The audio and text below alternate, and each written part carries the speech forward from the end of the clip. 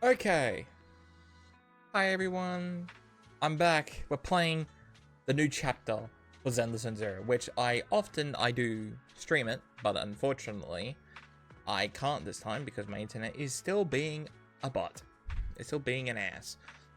So this time I'm gonna have to record it, like I've been doing with everything else recently. So, yes. This is Season 2, Chapter 3. The brand new characters are out.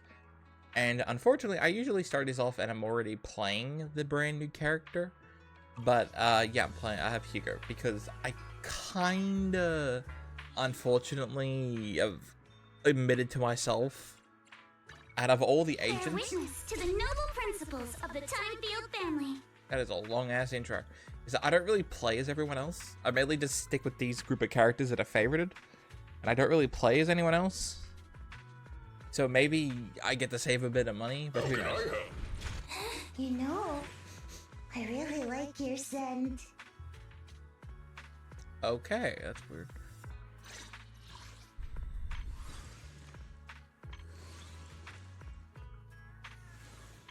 Well, I only have 2 this time, okay. Yahoo! See, at your service. So, yeah. So we're gonna do the new chapter.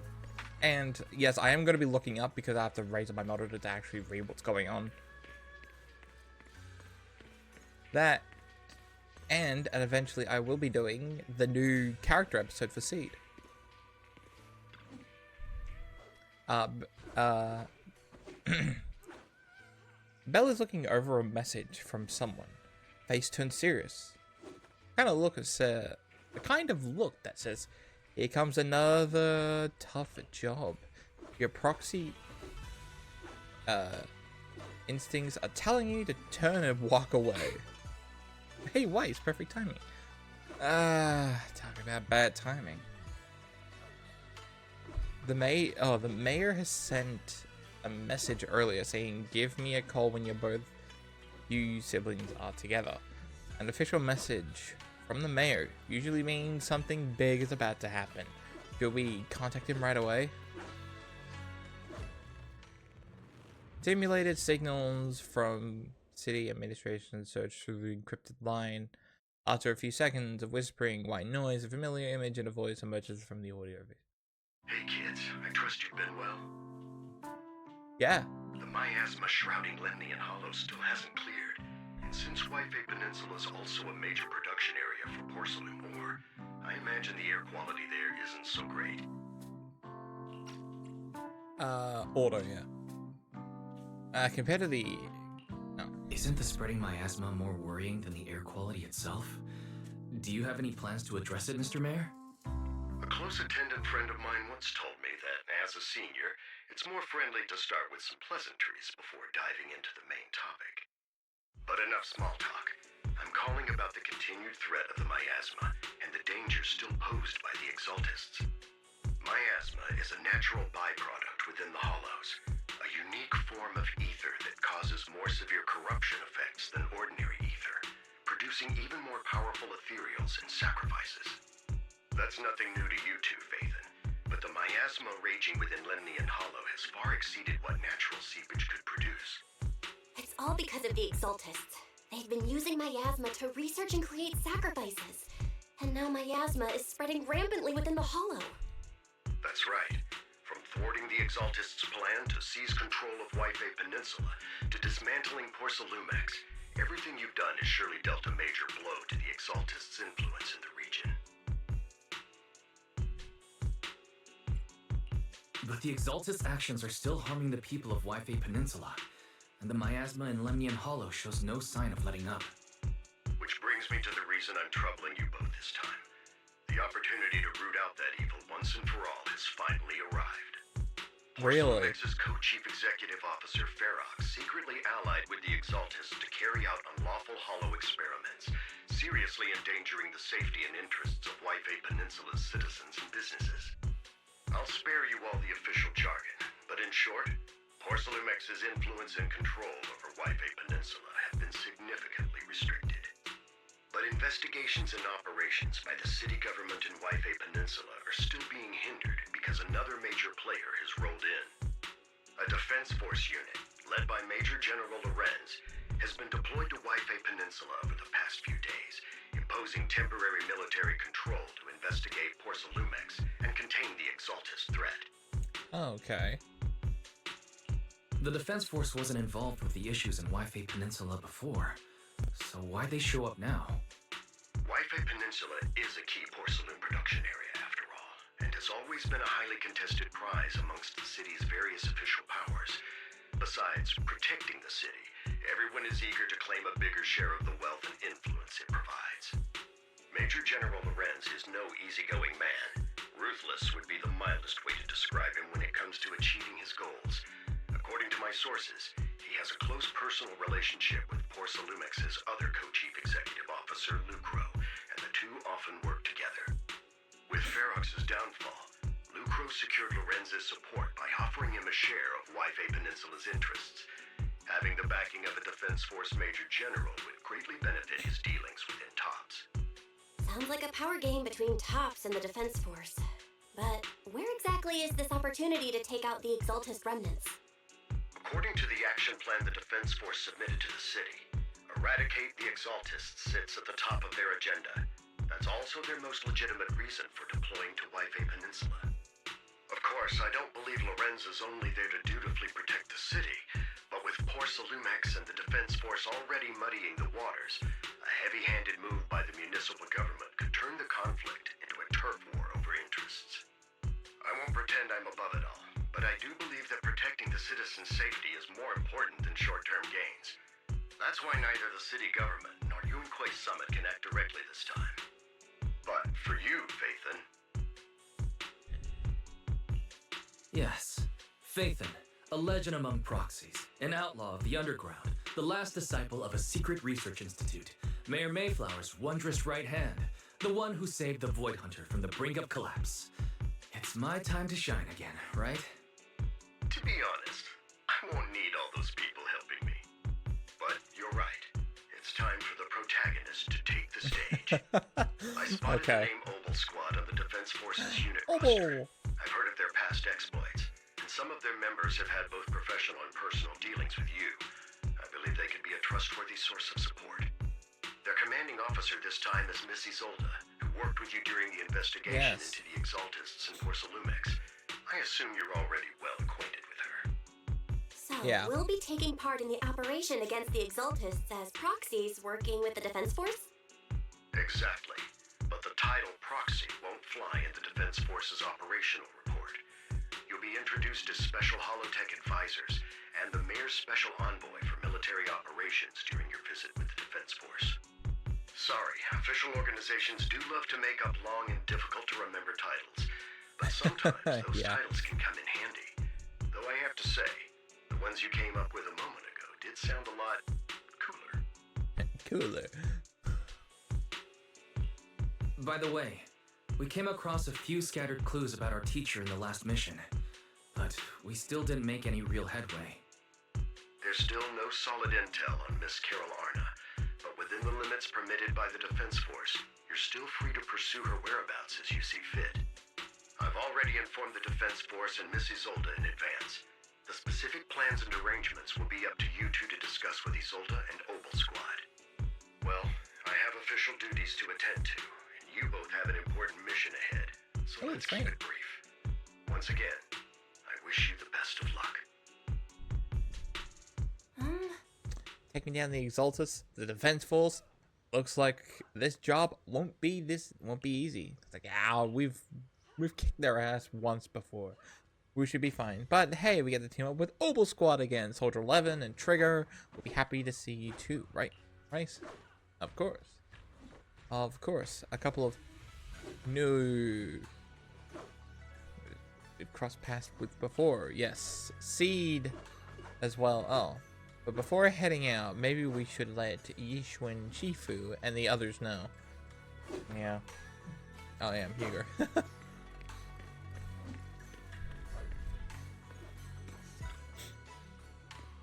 I've been expecting you, Weiss. Don't give me that Yishun Shifu is all-knowing look. I only knew because the mayor contacted me in advance. Oh. Okay. It seems that really is...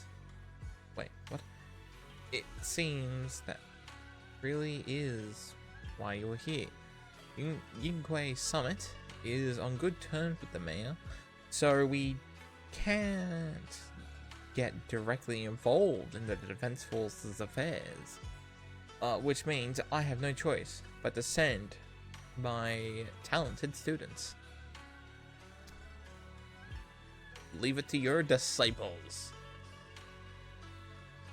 Shaming the sect is the last of your worries. The Exalters play dirty, and the Defense Force throws its weight around. You're neither skilled enough nor strong enough to deal with either of them alone. That's why you have to act with the utmost caution. Your own safety has come first before you try to help anyone else. Alright. Guivian Temple isn't going anywhere. Get a good night's rest here tonight, then go and take care of whatever you need to do. Remember, if you get into any trouble out there, just give him your Shifu's name. You carefully collaborated with the HDD system, a HDD device, in sweeping temples in the chambers, then spend some time chatting with your senior brothers and sisters before you realized that night had already fallen.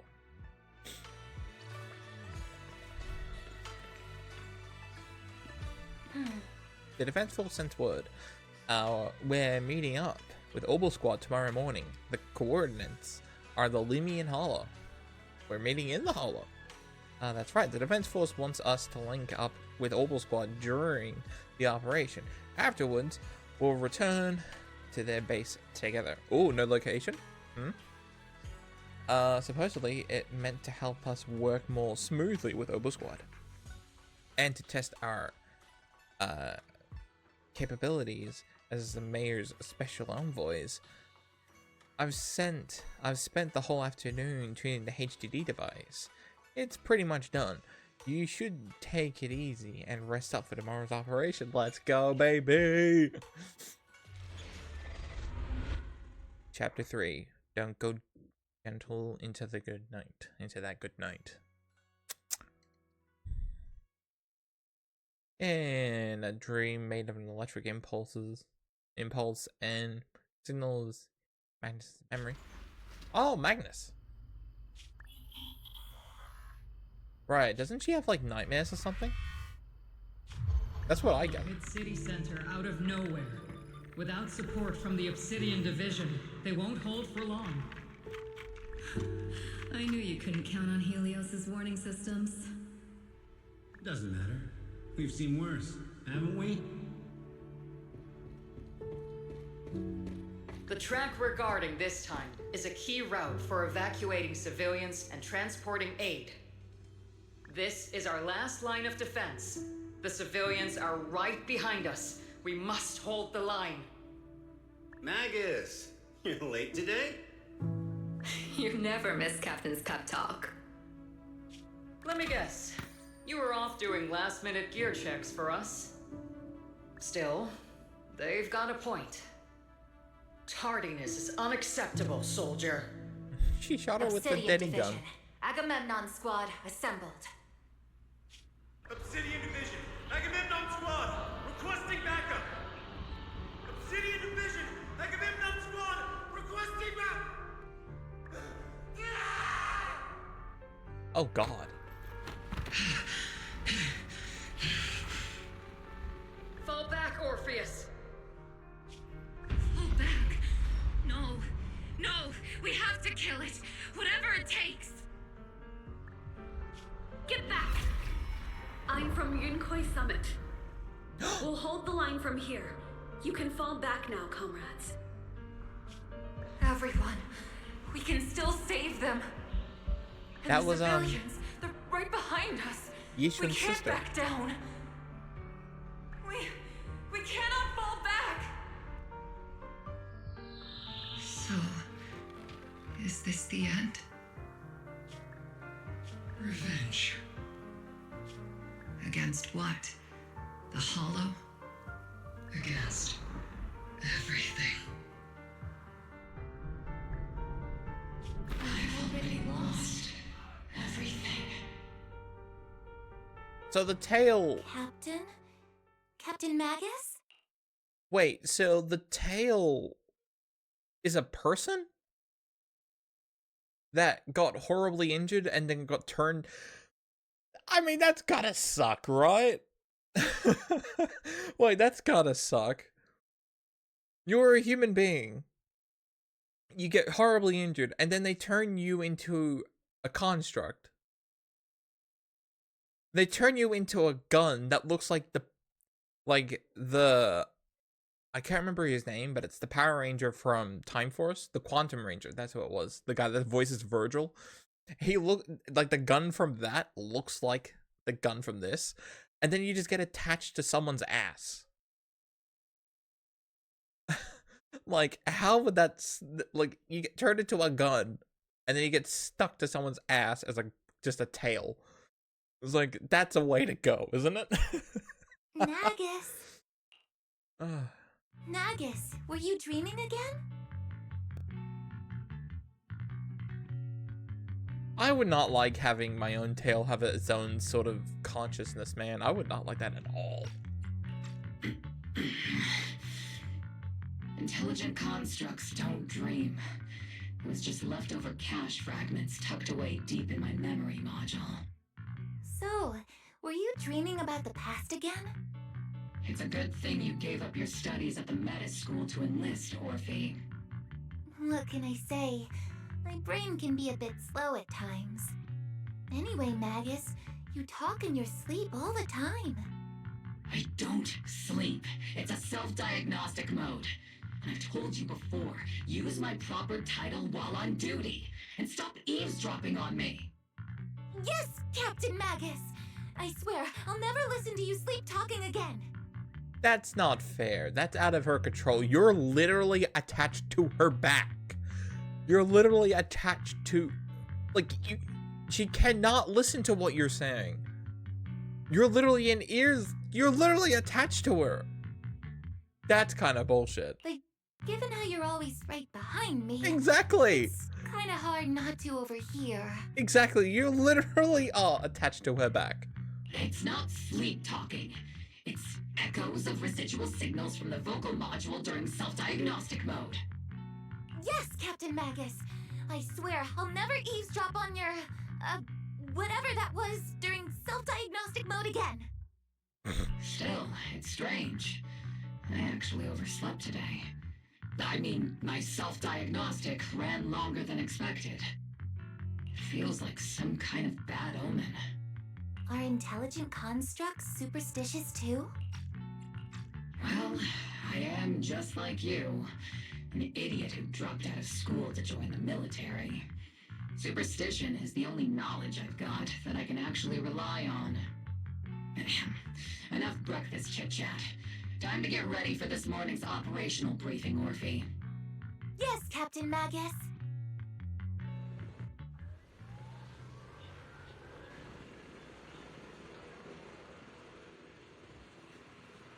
Captain Magnus.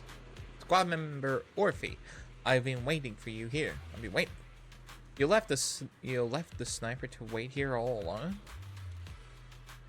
That's not how an assault trooper should operate, Orphe. But you were the one who woke up late. I told you, it was a necessary system check and maintenance. Now, getting into position early to cover the squad mate is a part of a sniper's job too, isn't it? Let's head to the operation briefing before the colonel scolds everyone in Orbital Squad for being late. Oh, we're playing as her! Is there a way we can just like get a closer look on her? Oh. I'm happy they didn't decide to like...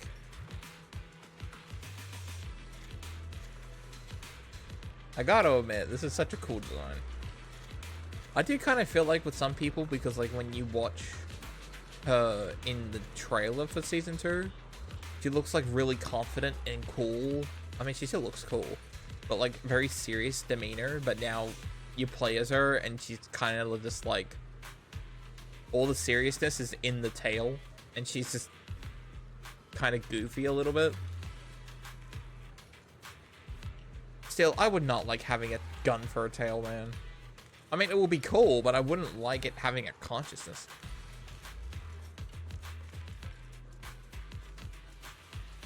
I gotta ask, so she's got elf ears, but she also's got like metal bull horns? The fuck is she? Dude, Seed looks cool, man. You know, I'm not gonna lie, I kinda wish Seed was just the robot. You know? Can I just check the characters from here? Oh, that's cute. I can't check my agents. But I can't go to the signal search. Yeah, I kind of wish Seed wasn't the chick on the inside, right? Like, yeah, I know she's, like, she looks like the chick from Evangelion, or whatever it's called. Evangelion. But, like, I kind of just think having a giant mech is so much cooler. Right? I know you have to make characters and everyone has to goon over them, but I mean, like, come on, man. The robot looks so fucking cool. Orbital Squad, assemble! Salutes, Captain Magnus. Even after all this time, 11 has remained disciplined and focused. That's what you call a model soldier. Aren't I a model soldier? You, Seed? You're a soldier, too. Dude, yeah, I kind of wish Seed was just the mech.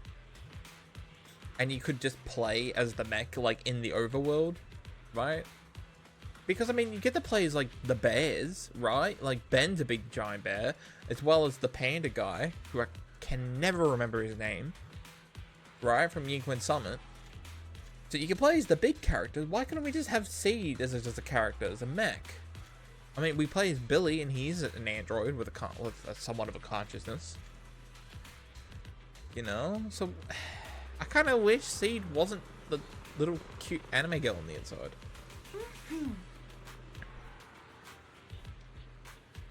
If you joined the Scouts, Seed, you'd definitely be an honor scout. Ugh. I feel like there's a memory somewhere in my past. Something about being in the Scouts. If I weren't busy taking care of Sir Seed, of Seed Sir, I absolutely be an honored member. Captain, we've got about 12 or 13 push-ups worth of time before we're late for the operation briefing, depending on whether we're doing them one-handed or two. Let's hurry to the operation briefing, or we'll be punished as problem squad members before we ever get the chance to become honored ones. God, the scene looks cool. Oh wait, isn't that the new Bang Boo? That's the new Bang Boo that came out. It's got a tiny helmet on. It's so cute. Hey Zelda. Members of Obel Squad are gathering around the command table. Good morning, everyone. Today's briefing is to discuss the tactical details for the raid on the Exaltus stronghold. Thanks to previous infiltration ops and documents from Porcelumix, we've gathered intel on several key Exaltus communication hubs within the Hollow. However, we still need more detailed intel on the exact location of their headquarters and the distribution of their personnel. Therefore, before the main force advances into the Hollow to launch a full sweep, we will deploy several elite squads to their comms outposts within the Hollow for recon. The first shot of this battle will be fired by Obel. The results you achieve will be critical to the success of the operations that follow. Leave it to me, Isolde. Captain Magus, remember to use proper ranks during operations. Yes, ma'am. After all these years, it's not like you don't know my bad habits. Magus? Captain, you were the one lecturing me about that just this morning. After all this time, we finally get to fight side by side again, Isolde. Colonel. Ma'am, I heard for this operation, a special envoy from the city government will be assisting Obel Squad. Is that confirmed? Yeah, Trigger was just telling me we've got a super capable and trustworthy friend coming to work with us. Trigger is right. There will indeed be a guest from the city government joining us as a technical advisor to assist Obel Squad in the operation. Per the agreed arrangements, our guest will meet you all inside the Hollow. The Exaltists have long plagued Lifei Peninsula. Obsidian Division's mission is simple. Eliminate the source of this chaos once and for all. Their repeated failures have cost them dearly. Our task now is to eliminate the remaining stragglers and strike directly at their headquarters. We have obtained intel on multiple enemy strongholds. You will be deployed as scouts. Your objective is to investigate and pinpoint the enemy's main base. Split Squad will handle the frontal assault. You will also rendezvous with the technical advisor dispatched by the mayor and assist them in securing the key data. Aegis Squad, you will strike the enemy from the air, providing firepower and intel support for all units on the ground. Operation codename Blitz and Aegis. Obel Squad, gear up and get ready! Oh. Let's go. Obel Squad reporting in. We are at the target hollow.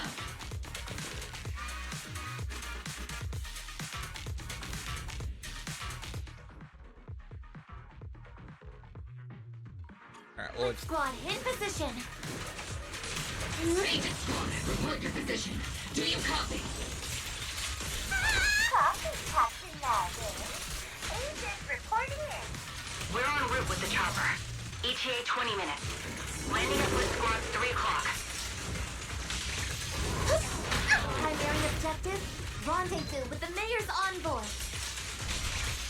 Must be someone pretty important. They've got Obel Squad handling the pickup. They're very powerful, but also a very nice person. Oh, so what sort of person are they exactly? Let's save the chit-chat for after the mission. Stay focused on the battle.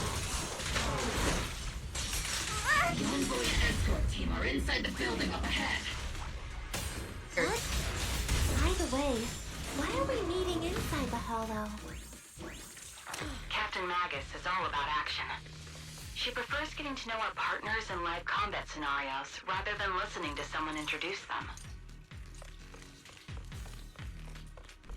At least, that's what Colonel Isolde said. Oh. You're making me sound like I'm some unreasonable, clueless kid or something. Really?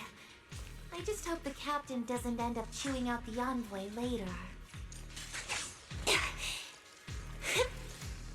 She looks like she doesn't want to fight at all.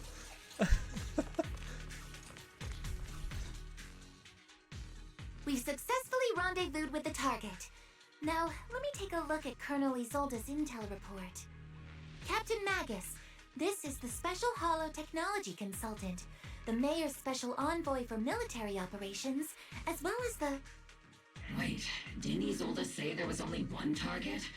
How many people are we talking about here? Just call me Lord Faith. You can call me Lord Faithin. I'm only kidding. I thought that might lighten the mood. Just call me Proxy. So this is the amazing Mr. Faithin that Trigger and Soldier 11 were talking about. Turns out you're actually pretty down to earth. I know who you are. You must be the infamous Faithin they mentioned, right? Trigger was definitely talking about the renowned Mr. Faithin. Usually, only heroic characters are described as renowned. For villains, it would be... If the other side is a villain, then working with them means we're on the side of villains too. To be honest, I'm still a little uneasy about having a proxy join up with Obel Squad. I'm an old-timer who plays by the rules. No dramatic backstory, no need for wild adventures like the younger ones. So I've rarely had dealings with anyone outside the military. Especially someone from, well, the underworld, like you. A hero working from the dark side, protecting the city in secret. Basically I Batman. have to admit, that sounds pretty cool. Sure, I've heard stories of your accomplishments, but don't mistake that for me seeing you as a hero. Everyone walking the city has their own purpose, especially someone with a complicated background like you. But I hope your goals won't interfere with Opal's mission, or violate the Defense Force's principles. Otherwise... Yeah, shut up, Tail. If what you call your principles are genuinely just, and your aim is to protect others, then I'd say we're on the same side. I hope so. I do not like this Tail. Whether I'm a villain or a hero, let's keep our focus on the mission. After all, we're still deep inside the Hollow, surrounded by Exaltists. Regardless of your position, if you get things done, that's not bad in my book. Next, I'll briefly outline the mission objectives and explain the role that Phaethon will play in this operation. As an expert Hollow guide, or a proxy, Phaethon will use the current map intel and Hollow data to chart the most efficient route for us, Opal Squad. At the same time, we'll provide cover for Phaethon as the proxy collects Hollow data and monitors the changes and activity of the miasma. We've got plenty of trained scouts in the military. Can a proxy with no combat experience really handle such an operation? Captain Magus, according to the intel report and squad member accounts, the proxy has combat experience working alongside Trigger and Soldier 11. Sharper, more precise, and more perceptive than any scout. That's how Soldier 11 described the proxy. I don't think we've ever seen anyone who's earned the approval of both Trigger and Soldier 11 outside of our own squad members. If no other squad members or Isolde have any objections, that wraps up the mission briefing. Don't fall behind, Proxy. Why are we taking orders from a fucking... I'm not liking this gun at all, man.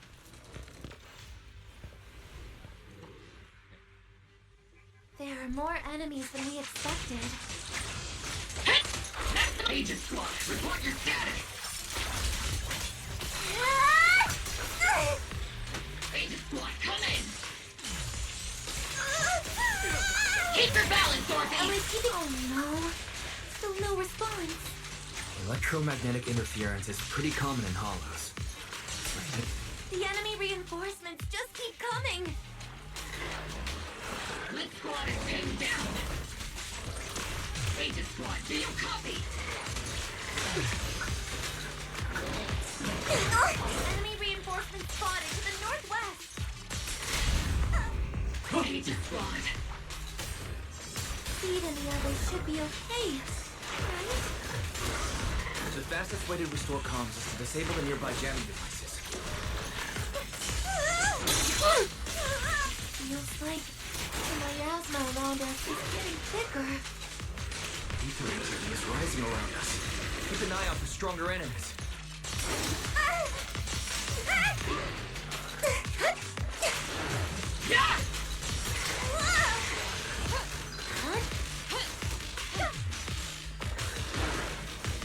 You just stuck in a corner.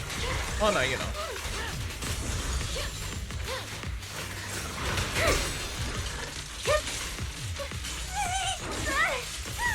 There's no way out! Fire!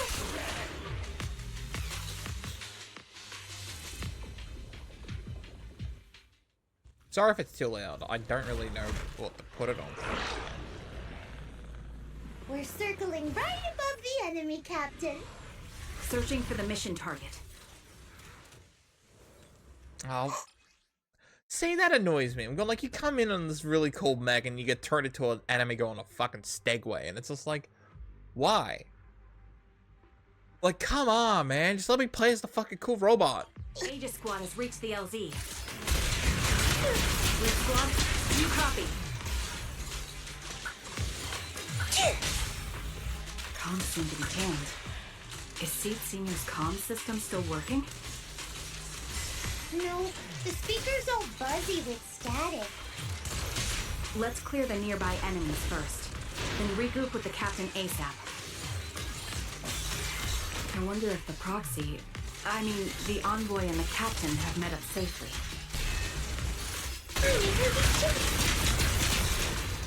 The area's all clear now. All those annoying pests.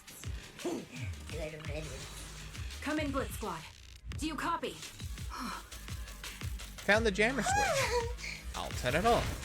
As the switch slips down, I'll hum in the machine somewhere with the comms. Agent Squad, come in. Oh. Agents reporting in. We read you loud and clear, Captain. We just shut down the enemy's jamming equipment. Recalibrating. Ethereals keep emerging from the miasma. We have to Share a large reserve of miasma. keepers of that. Agent Squad, are there any ether transmission terminals inside the control room? Roger. New objective. Shut down the ether transmission system. See, Senior. God, the mech is cool, man.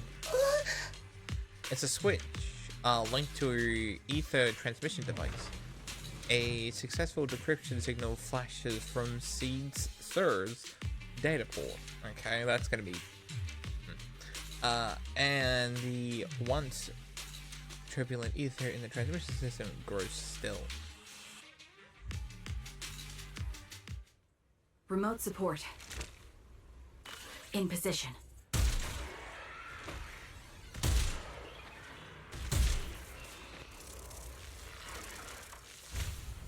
The ether transmission system has been shut down. Great. That cuts off the supply of miasma. Next, we eliminate the remaining enemies and head to the meeting point. Time for us to show them what we've got, OP. Yes, Captain Magus.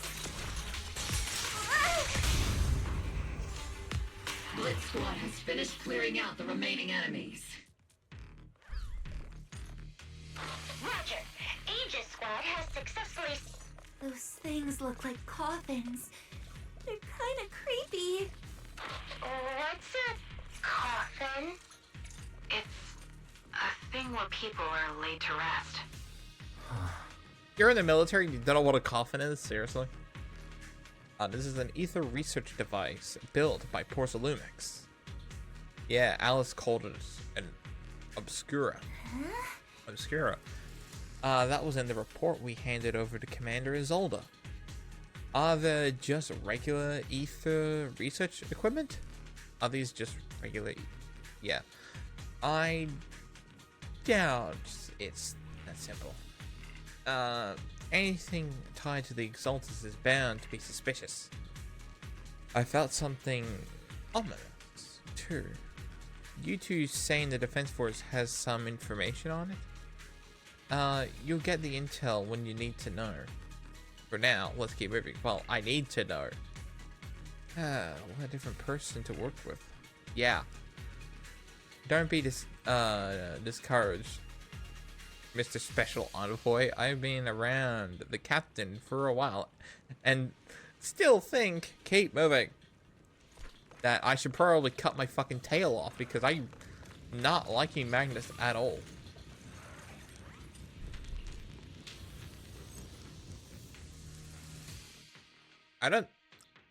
I was kind of on the fence about probably pulling for Orphe because, yeah, but, yeah. I, honest to God, hate that fucking tail so much. The unknown device. Now analyzing. Network communication structure detected. Right, we gotta... These devices are interconnected, probably forming part of a larger equipment array. What sort of Destiny level is this? This looks like, data. We can locate the other devices. Looks like Proxy's quite the skilled hacker. You're amazing, Proxy. This looks... You're not secretly hacking into my brain while I'm asleep, are you? Hey, come on. I'm a professional. I have standards. Communication structure analysis. Whoa. 50% complete. Whoa, look at that. Looks cool. Is that a void? Is that a hollow on the moon? I was trying to say this looks like the season of Splicer from Destiny, when everything was neon and all that shit.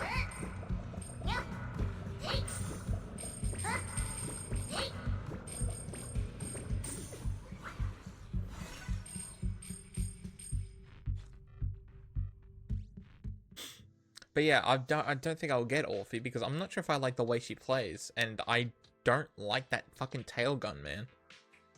Watch, like, I'm assuming when her character story comes out, that's when it's gonna be like, oh, it's actually very traumatic and all that stuff, and it's like, man, I guess I understand why they're an asshole, but still.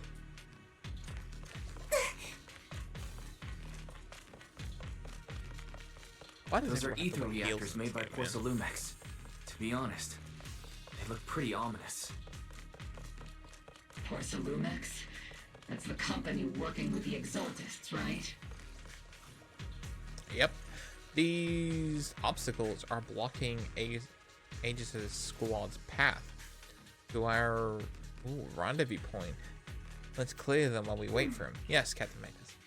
That or else someone gave away the information, so we might have a mole on the inside of... This is the only route Blitz Squad can take.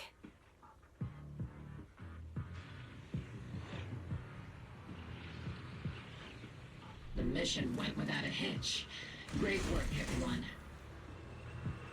And thanks to the envoy for all his hard work, too. You all carried the operation. Oh.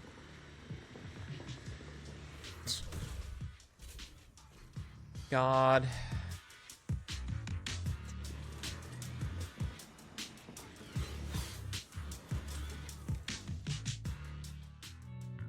Huh? Seed, you've met them before. Oh, it's you, Proxy. You're Seed, right? It's been a while. We met briefly during the Porcelumex inspection. I remember. Oh, Seed Senior says he remembers too. Shh, he's asleep right now, so he can't talk to you himself. But according to Seed Senior, you're someone who can be trusted. Someone worth trusting. Well, to be honest, it was Trigger and Soldier 11 who told Seed Senior first. And then Seed Senior told me. Seed Senior. Is that the name of your mech? He's not a mech. Seed Senior is an intelligent construct, totally different from exoskeleton-based vehicles like mechs. But you get inside of him and control him like a mech. You carry the same scent as me, Proxy. You must be quite knowledgeable in this field. They're doing the same pose as Did each you other. attend classes properly back in school, Proxy? Strictly speaking, I never really went to a typical school. Sounds like a lie. You two have quite a unique way of talking. The Defense Force, or rather, Obel Squad's comms channel, also seems to be tuned to a pretty unusual frequency.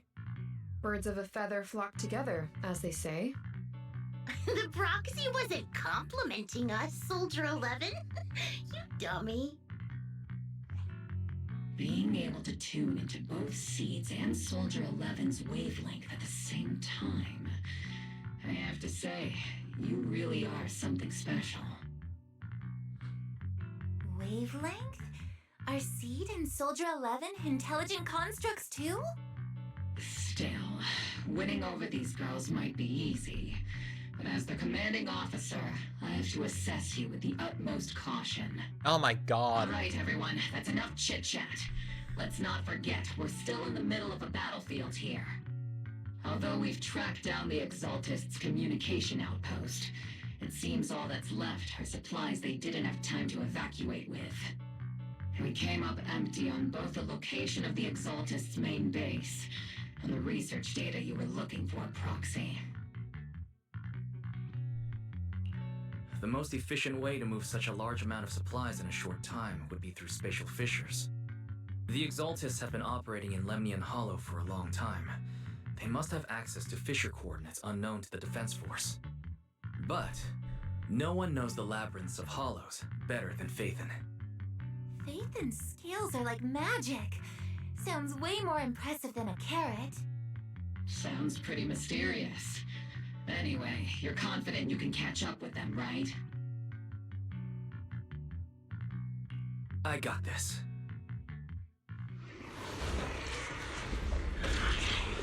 Oh shit. They are coffins. Inside those devices. Those are all sacrifices? Fate, confirm the number of enemies. Locking onto hostile targets. There's 8 in total. 7, 6, 5, 4, 3, 2, 1. 0. Oh, dude, she looks so cool. Oval Squad. All enemies eliminated.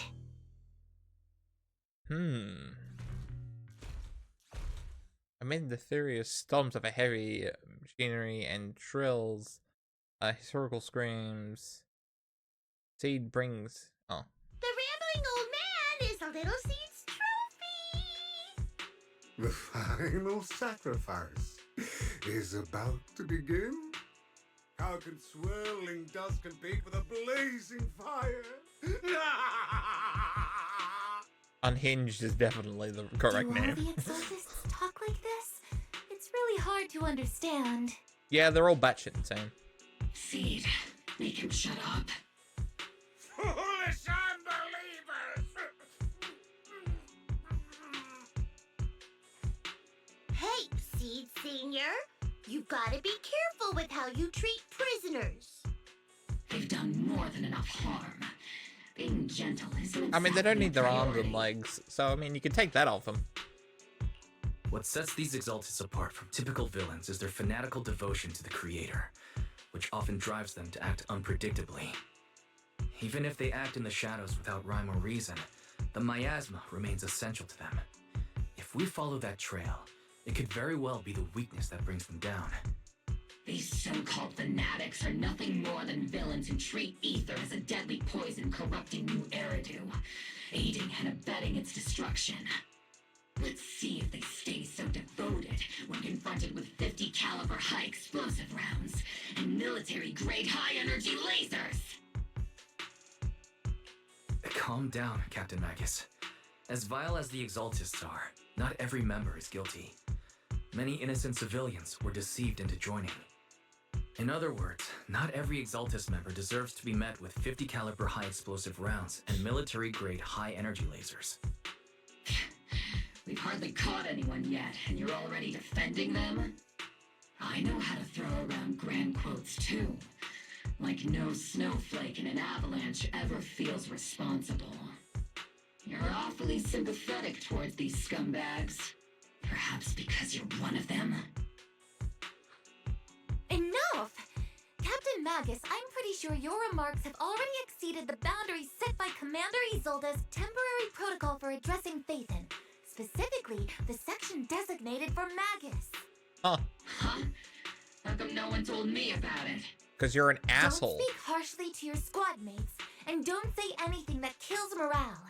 That's what you taught us, Captain Magus.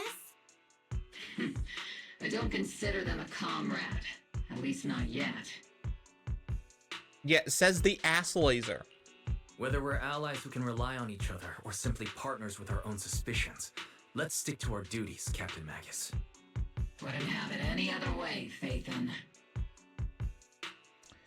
Oh, this chapter's gotta be fun, isn't it? There's a critical piece of intel that needs immediate attention. What just emerged from the Obscura is a bioweapon created by the Exaltists, known as a sacrifice. These Obscura, and the factories that produce them, are scattered throughout Lemnian Hollow. No, not just Lemnian Hollow. According to the data from Porcelumex and the intel Commander Isolde has gathered, there are a large number of Obscura placed throughout Wi-Fi Peninsula. Over 300 of them. 300? Over 300? Not even the entire Obsidian Division could deal with that many monsters. The entire Obsidian Division would just end up as monster food. We have to get this information to Command immediately. The Exaltists' actions may be far more dangerous than we had anticipated. No, that's not right. Although I did come across Obscura shards tainted with sacrifice energy, there's still no solid evidence to confirm that all Obscura have sacrifices in them. The Obscura devices I saw in Phylum Heights didn't all carry traces of sacrifice energy either. More importantly, creating a creature as powerful as the sacrifices would require an unimaginable amount of ether. There's no way the Exaltists have access to such an immense supply of ether and miasma. Or they would have destroyed New Eridu long ago. Phew. Good thing the bad guys we're dealing with this time aren't that powerful. Yet. Hey, did you two completely forget that courage is a soldier's greatest virtue? Captain, didn't you say that kind of talk is just something generals say to sound impressive? The proxy has a point, but there's definitely something suspicious about the Obscura and Wi-Fi Peninsula. We need to organize thorough inspections and patrols as soon as possible. Obsidian Division has already mobilized outside Lemnian Hollow. Those Exaltist rats will soon meet their end. A fanatic's last stand is often the most ferocious. Everyone, stay sharp and proceed with caution. After spending over a decade in the military, I understand that all too well. Yeah, because you're an ass laser What Captain Magus meant to say was, thanks for the heads up, Proxy. That's not what I meant. I really hate that thing so much. I'm not pulling for Orphe this time. No, I'm not. Like, no. I just hate that tail. The tail ruins the character. In the depths of the Lemnian Hollow, there is even... Couldn't even reach this darkness. Oh, shit. It's her. The military's operations has started. You're to provide cover. Oh, she shaked. From the Overseer's ritual. Every action leads us closer to meeting our Lord. Everything for the Creator, Lord Sarah. But the Defense Force has overwhelming numbers, and we've taken heavy losses lately. With that little strength we have left, we don't need to achieve victory. Our mission is to buy time. Sacrifices are inevitable. Fortunately, the Defense Force isn't exactly driven by the noble duty they claim to uphold. As long as the Overseer completes the ritual, then we have already won. May the Creator refine you. Damn.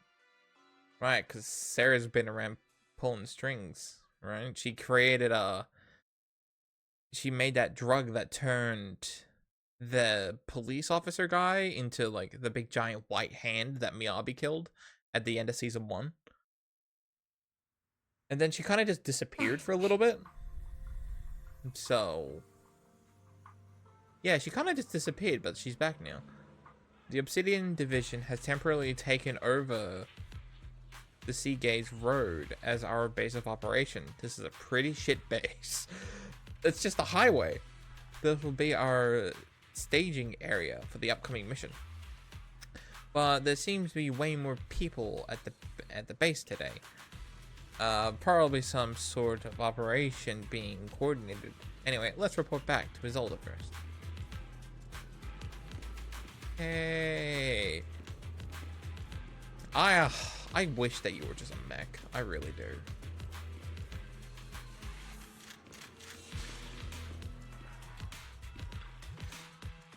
Damn, she's pretty. All in all, the scouting mission was a success. Oboe Squad took no casualties. Against our firepower, those Exaltist lunatics didn't stand a chance. It's honestly baffling how HSO and public security got completely outplayed by the Exaltists. Their actions are chaotic and lack any strategy. Though credit goes to Commander Isolde's flawless planning. The proxy was amazing too. Just like Trigger and Soldier 11 said. And just like all those rumors on internet. Huh? Orphe, since when have you been visiting sketchy sites like Internet behind my back? Help! Calm down, Captain Magus. What you've dealt with so far are just the Exaltist scattered remnants. I know. We already have the hollow coordinates for the Exaltist base. I'm not worried about a head-on clash. What worries me are those Obscura and the sacrifice creatures. Leave the search for the Obscura to me and the city forces. You focus on the mission inside the Hollow. You can't just grasp at weeds. You have to dig out the roots. All this might just be a diversion by the Exaltists. By the way, Proxy, I heard your performance in the Hollow was top-notch as always. How's working with Obel? Has Captain Magus been giving you any trouble? Yes.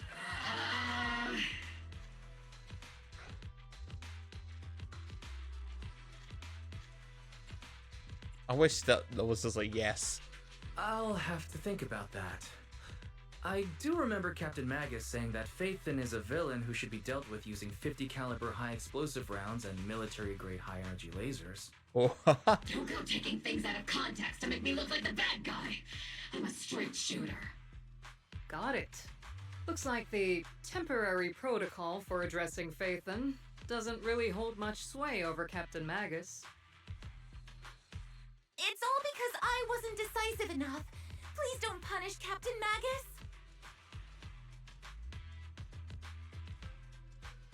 She's not the most soft-spoken, but Captain Magus and the squad have been doing their best to support me, and her military-grade high-energy laser is definitely reassuring. All right. Without the proxy support, our operation wouldn't have gone this smoothly. Whew. I guess this is the part where old grudges melt away and everyone makes nice. But if you're that talented, why settle for the dishonorable role of a proxy? Why not join the military, earn a proper rank, and truly protect New Eridu?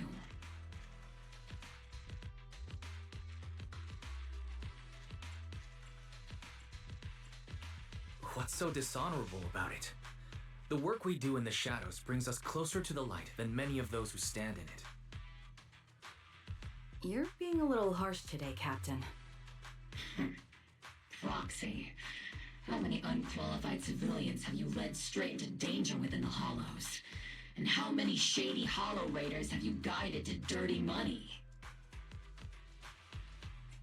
You're right, Captain Magus. The underworld does have its dark side, but a lot of people are forced into it.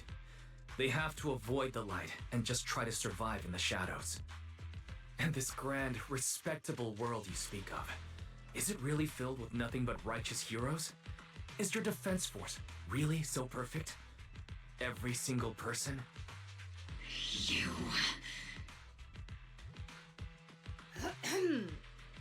All right, kids, enough bickering. The only villain here is the grumpy old Isolde. You're all brave, shining heroes, okay? Looks like the captain got shut down by Commander Isolde again. Even the proxy's been lumped in with the kids. Looks like we're all in the same class now. This concludes the briefing. Proxy, Major General Lorenz has expressed interest in meeting you. Would you mind coming with me later? The Major General wants to see me? That can't be good. Relax. I'll be with you.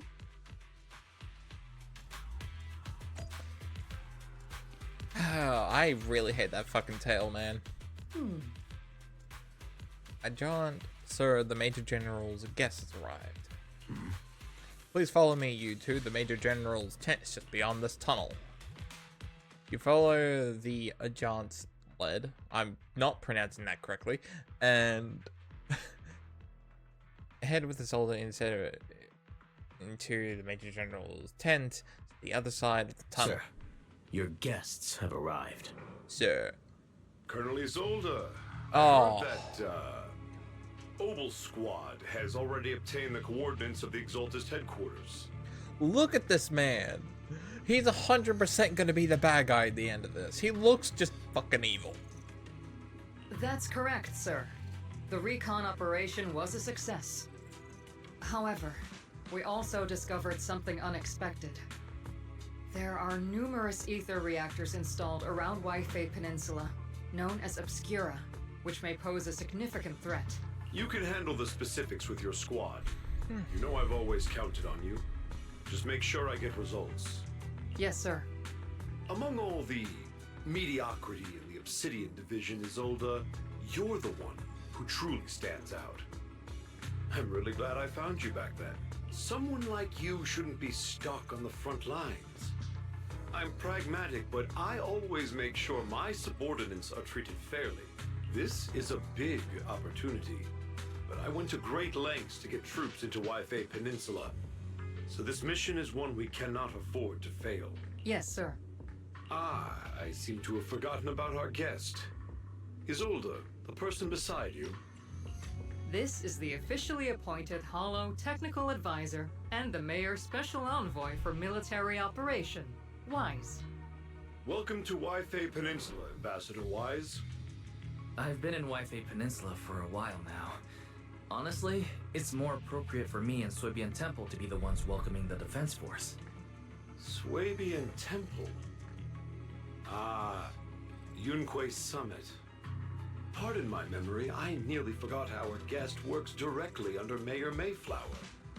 Mind filling me in, Colonel Isolde?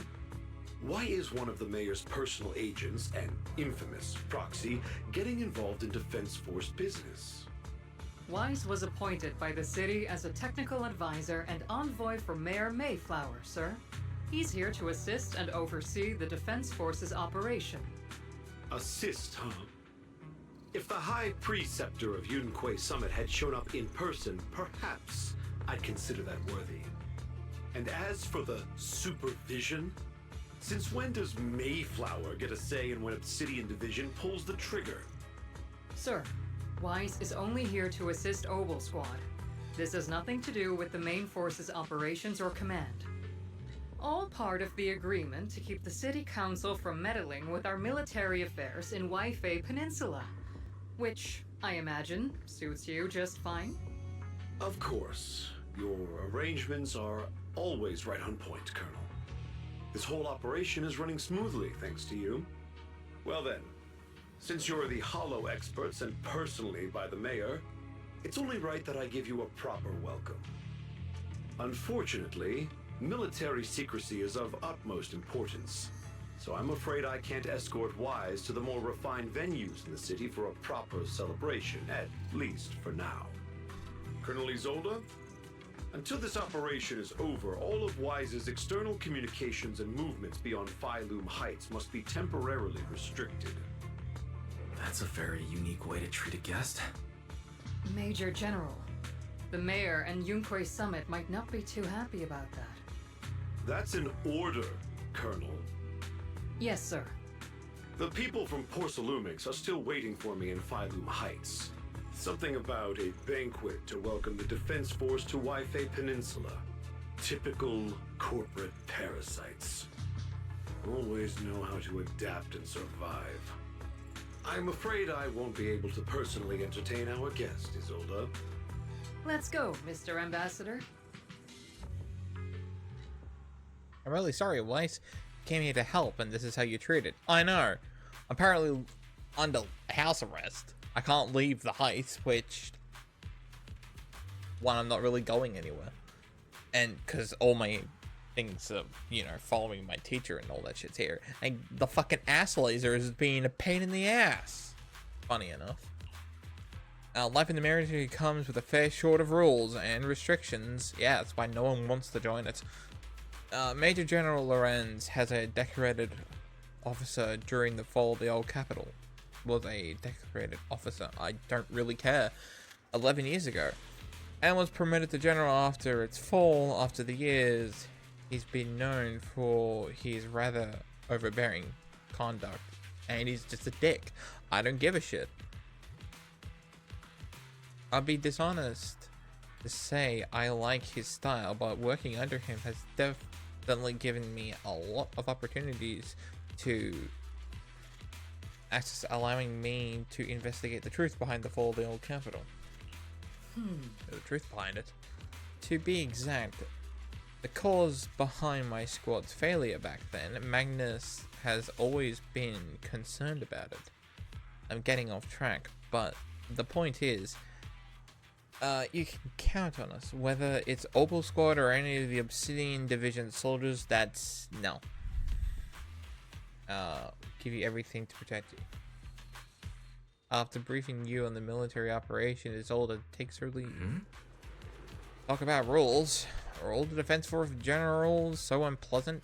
Yeah, they're assholes for a reason. Restrictions on going out and conducting the outside world. I might as well be a prisoner. But if we're just going back down to rest of Swabian Temple, we shouldn't be stopped, right? Well, it's my fucking house and I deserve to go there.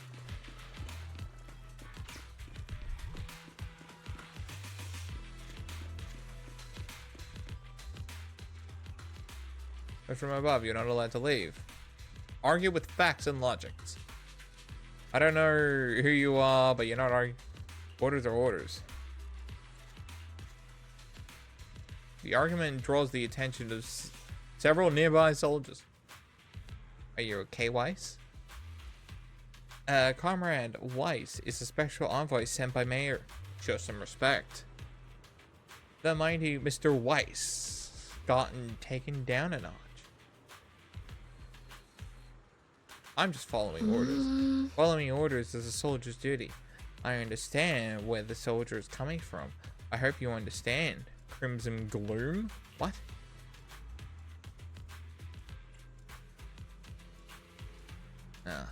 What, I can't even fucking go in my own home?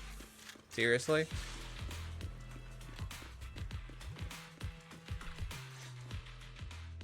Captain! Proxy made it through the interrogation unscathed! No significant change in pulse, and your face isn't too pale. Looks like you passed the test. You look so frail, Proxy. Who would have thought you had the makings of a soldier tough enough to endure enemy torture? Since you already see me as a villain, it's only natural I've learned how to avoid torture, right? The Major General may be tough to deal with, but interrogating the Mayor's envoy? That kind of thing doesn't happen in the Obsidian Division.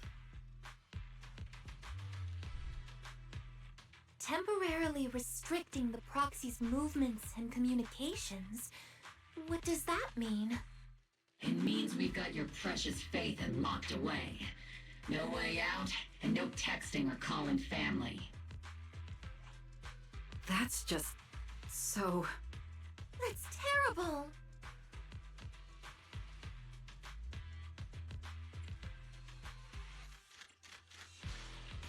What a shame. I never thought the legendary proxy Phaethon would end up getting caught one day. On the plus side, at least the legendary proxy Phaethon was caught by Opal Squad. The Major General's idea of hospitality might be questionable, but for a soldier, orders are orders. So, as much as we regret it, the legendary proxy Phaethon will have to stay put in Phylum Heights for a while. You sure you're sorry, Captain? I'm pretty sure you were holding back a laugh just now. Don't worry. Opal Squad and the Obsidian Division are the first line of defense against the Hollows. We'll wipe out the Exaltists faster than you'd think. And then the proxy will be free. As ordered, a technician will now attach a tracker to the proxy and temporarily block all communication functions of their electronics.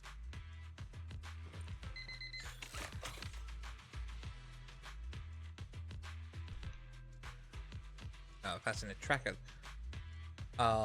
Thanks to the Defense Force signal jamming, the wireless is still function. The Wi-Fi Peninsula, military ones. Oh, okay. My apologies, Proxy. For the Obsidian Division, orders carry more weight than mountains.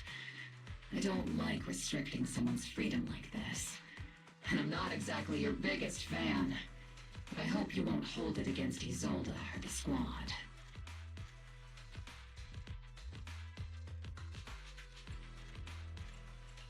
I may not be a soldier, but I can understand the weight orders carry for all of you.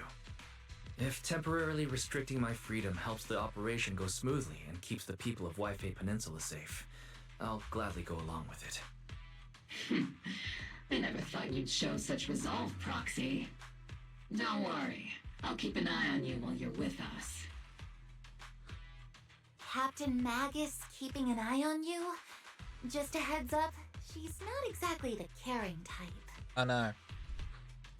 Once again, Proxy, you have my apologies. With comms and our movement restricted, things are definitely tricky.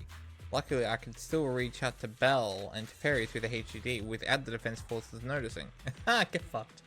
Right, as I'm thinking about this. Proxy, don't look so down. It's time for Opal's regular equipment maintenance. Come and join us. Is that okay? Do you agree, Captain Magnus? Do we really need the ass laser's approval? Making sure our tech folks have reliable gear is crucial, so if you want to drop by, Proxy, go right ahead. I don't have any equipment on me. I have it practically built into my eyeballs. Really? I mean, I couldn't detect any gear on the Proxy, but I can't shake this strange feeling. Like the Proxy has some sort of device that feels oddly familiar. Does she have her own like little HDD system built into her or something? Maybe we'll figure that out in the character story that came out. Oh wait, Proxy. Seed can be a bit hard to follow at times, but when it comes to tech, you can always count on her. It's just a routine maintenance check. Come on, Proxy. Stop being a wishy-washy. Shut up, Magnus.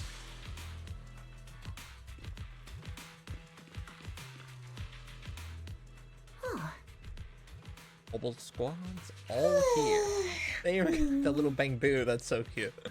Alright, time to start today's routine maintenance inspector on duty. Squad member Seed. First up for inspection.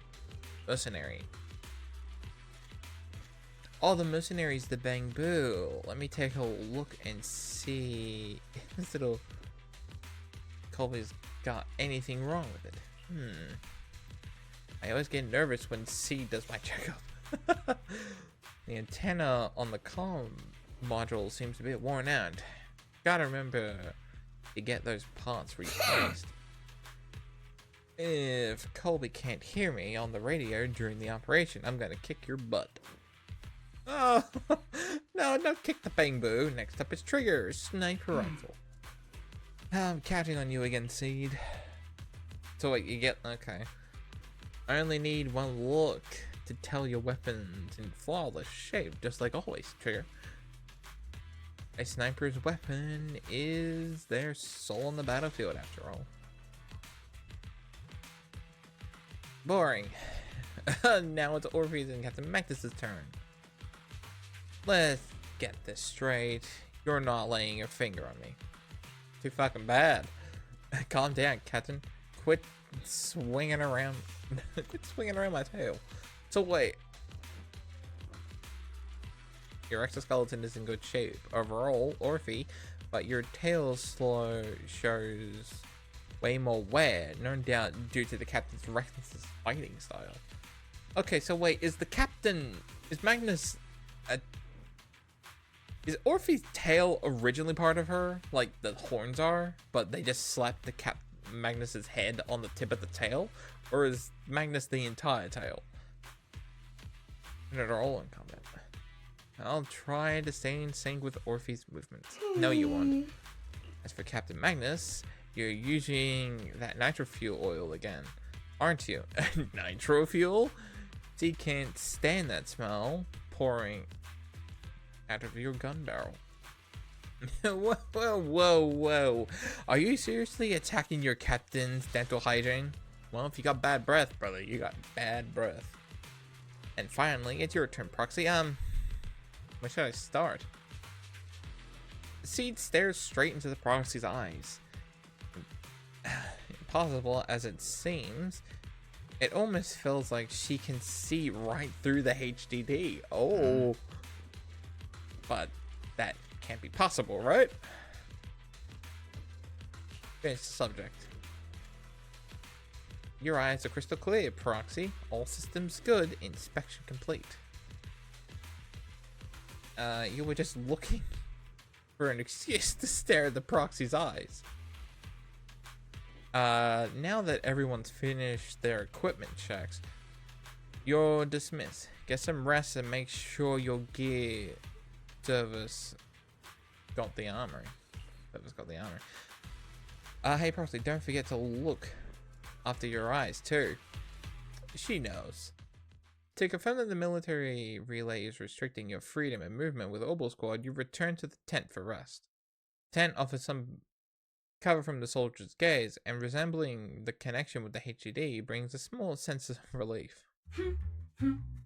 As Master's supreme assistant and a thoughtful, all-purpose AI, Shut I up, would never Fairy. sit back helplessly while Master's freedom is being restricted, unlike the second assistant.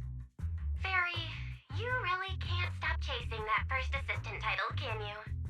When will you finally understand that as his sibling, Oh, they got I'm rid of the irreplaceable? sketchy effect. Okay. They got rid of the sketchy effect that comes over like comms and stuff. Calm down for a moment. Alright, you two, enough arguing.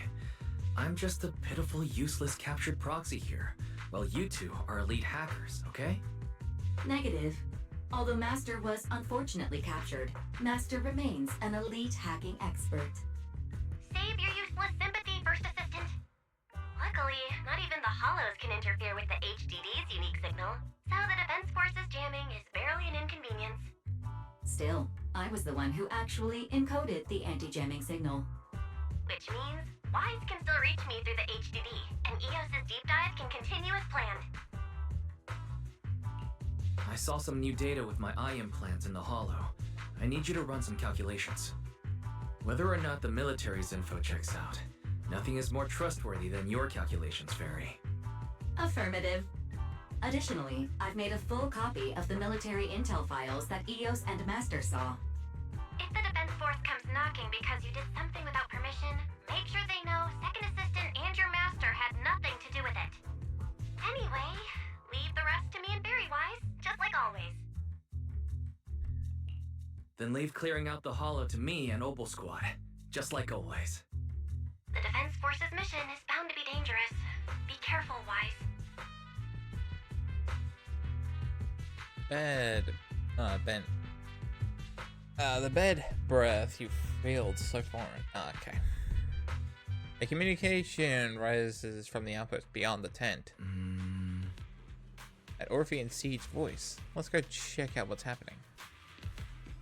Oh, the Bang Boo crashed. Oh no!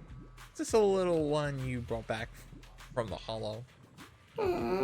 Yes, Captain, the Bang Boo squad seems to have been attacked. I've recovered the Bang Boo's distress signal and rushed over.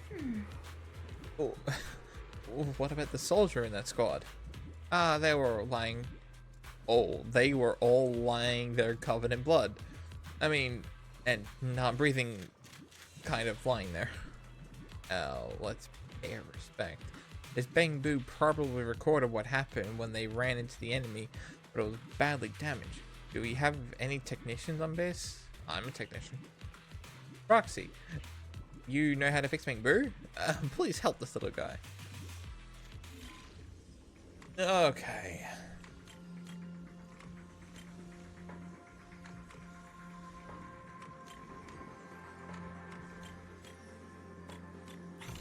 Yay. The video footage is restored, and the image inside the hollow streamed down. Data port. Oh. All units be advised. At 3 o'clock, 300 meters. A cluster of miasma. Ethereal presence confirmed. Something's off. Are those humans coming out of there? Hey, look! Someone's crawling out of the miasma! Why are they wearing Defense Force uniforms? They're coming closer. And they're armed! Puppets? We're under attack! Fight back! Enemy spotted at 3 o'clock. More at 5 o'clock. Oh, is it the Exaltus troops in disguise? I'm telling you, the guy that's in charge is the bad one. They emerged from the miasma. They're definitely not alive. They're definitely not fucking alive. Are we seeing the dead in broad daylight? Ethereal or monster, just take them down. Oh god. Reporting in. We've got casualties. Got another wave of hostiles closing in on the right. We need backup. Flaming gunfire drowns louder, gradually drowning out all the voices. The gunfire and voices gradually fade away, and everything returns to silence. White noise grows louder, skipping ahead. It's just as the Overseer said. Even a miracle like resurrection is nothing for the Creator. Don't let joy blind you, my dear brother. Until we stand before the Creator, every miracle is just a small step toward the gate of the final domain. Also, they're resurrecting dead people? Worry. My joy hasn't clouded my judgment, and my knowledge as a researcher remains sharp. The large-scale miasma activation experiment has already begun ahead of schedule. They'll never catch up to us on our path to the Creator. The footage entered properly here. The bang-proof recording the data simply couldn't hold on any longer. The soldiers crawling out of the miasma. They looked like they were dead, brought back to life. Zombies? Are we seriously gonna fight zombies? But they were dressed as military gear from the old capital. Stuff from 11 years back. If they were truly dead returned, how could they be the ghosts of those old soldiers? If they were shooting at their own squad, they're zombies. They are not the undead. Still, the fact that these creatures take on a form of the Defense Force soldiers means the Creator, the enemy knowledge of the Defense Force might be beyond our imagination. Yeah, because I'm telling you, the guy in charge of this group is the bad guy. I'm telling you. Besides yesterday's recon mission went perfectly, we didn't let any cultists escape, so there's no way the Exaltus could be aware of our progress. We need to report this to Isolda. Let's go. Roxy. Yeah, because it's the guy in the tent. He's the bad guy. Together with Obel, you brief Isolda on what you saw in the footage. The Exaltists have already figured out that we're launching a full-scale operation? So far, only Obel Squad's scouting mission involved direct combat. What that recon team ran into was likely just an unfortunate accident. But your operation was flawless, and no part of the plan was leaked. That means either the Exaltists are more perceptive than we thought, or some unit acted outside my command and carried out an unsanctioned mission. But Lorenz handed over command of this operation to you. So if we rule out interference from higher up, the only one who could have mobilized troops without the Colonel's approval is... Only the Major General himself. He's a bad guy. Looks like Colonel Isolda has it even tougher than I do when it comes to dealing with a demanding superior. Orphe, you don't actually think I'm that difficult to deal with, do you? I've met you for 3 minutes and I hate you already. At this point, arguing with my superior won't do any good. So if we want the raid to stay on track, we'll have to strike even faster. While I usually think you're a little too reckless, Magus, this time, I agree with you. Swift as the wind, fierce as fire, and unknowable as shadow. That's the essence of Blitz tactics. At least according to a Yunquei Summit scroll. Since the enemy already knows we're coming, let's seize this rare opportunity and strike before they're ready. Oboe Squad, gear up and get ready! Yes, Captain Magus. I'm about to start deploying troops to launch the offensive. Proxy, both the battlefield and the hollows can shift in an instant. Make sure you're fully prepared. Yep. We aren't as ready as we could have been. The Obsidian Division will handle the battlefield, but when it comes to the hollow, you're the only one we can count on. Leave it to me. On my reputation as a legendary proxy, and my honor as the mayor's envoy, I won't let you down. I'm counting on all of you, too. Please don't betray the trust that people have placed in the Defense Force. Save it. We're well aware. What the captain means is, Oboe never fails a mission. This operation has two main objectives. First, to gather the intel on the miasma soldiers. Second, to eliminate key Exaltus bases. Get ready to move out. In a surprise attack, every second counts. Oboe Squad, move out. Yeah. I'm telling you, the Major General is an Exaltus. And I hate Magnus. God, I hate that fucking tail. How can one tiny thing ruin a character? That's probably the reason why I don't want to go for Paul Seed, because I want to play as the robot, not the foot lady on the fucking scooter. The unexpected deployment of forces beyond Isolde's plan has put the Exaltists on high alert, like a startled bird ready to flee. We can't risk the Exaltist core members escaping right under our noses. We have to strike quickly and hit their key bases. Based on the intelligence we have, the target's stronghold in this operation is very likely the Exaltist's main base. I'm not usually one to spoil the mood, but from what I've seen of the Exaltists, they're not that easy to pin down. Which raises the question, can we really trust the intel from the Defense Force? You really know your way around intelligence and information warfare, Proxy. But it's Isolde's strategy and intel that have been key to the Defense Force's success so far. I understand your concerns, but I've no reason to doubt the reliability of Isolde's intel. Captain Magus, you sure have a lot of trust in Commander Isolde, don't you?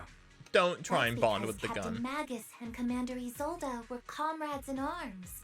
They fought side by side years ago.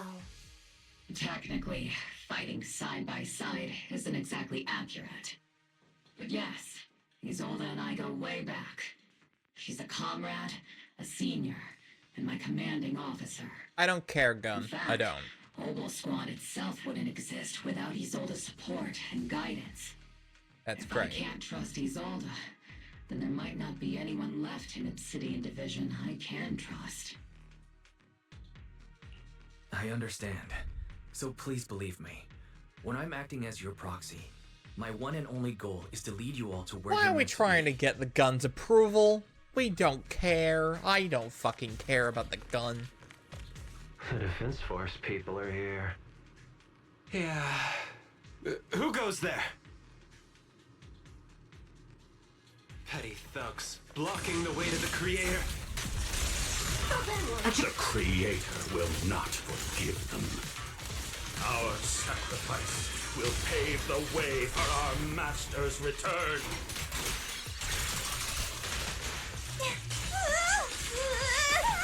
Keep your balance, Captain, the barrel's scorching hot! Firepower at maximum.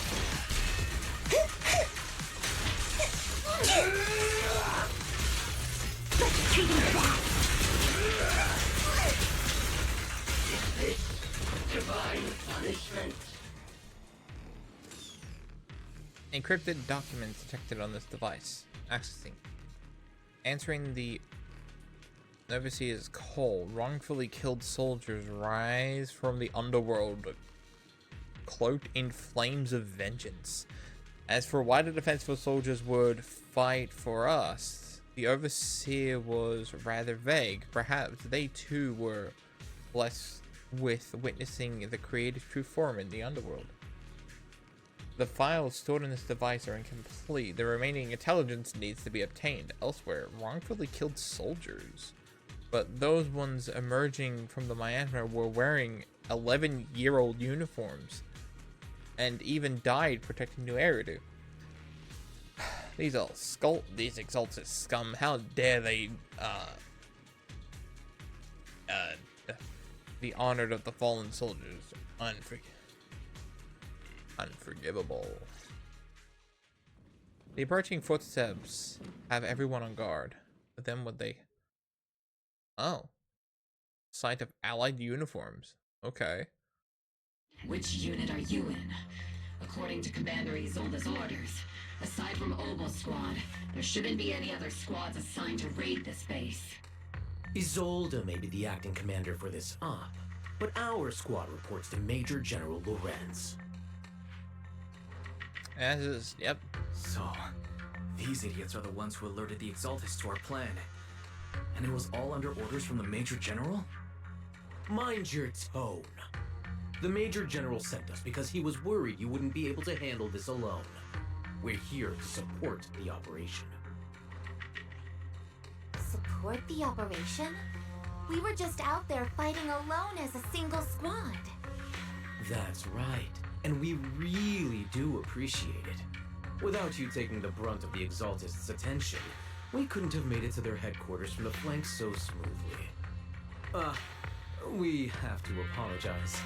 We accidentally beat you to it and ended up taking the credit for wiping out the Exaltists' main base.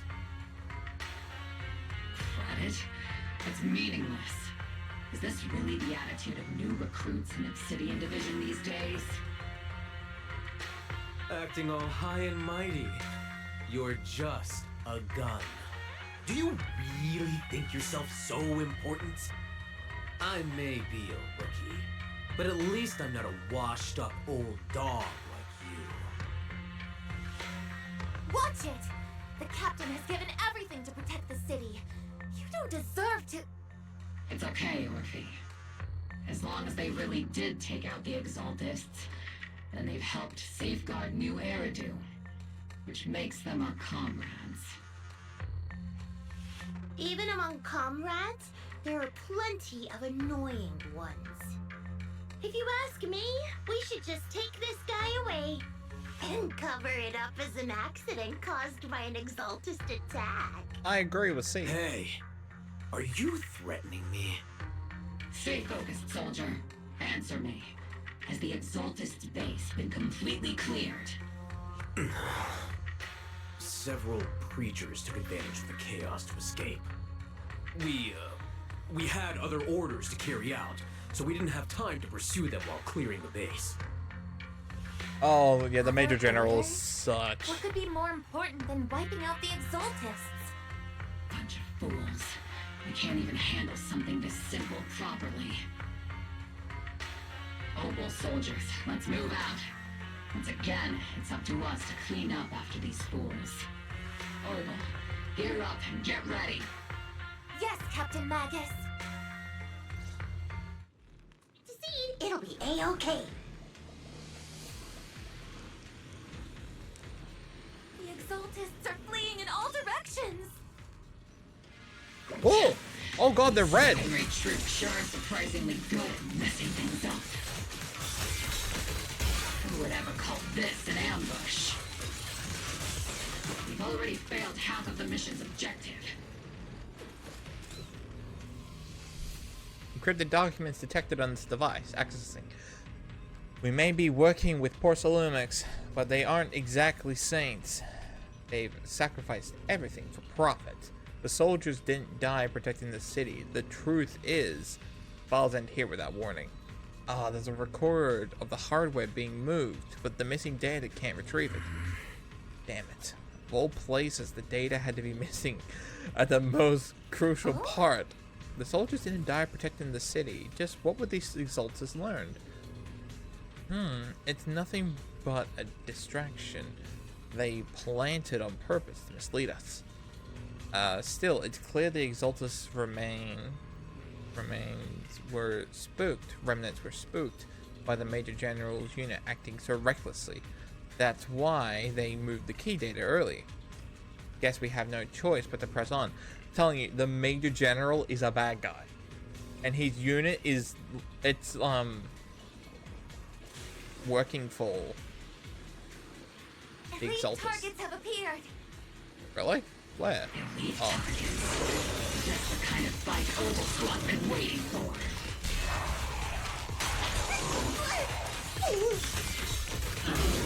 Keep distance. Sustain fire. Maximum firepower.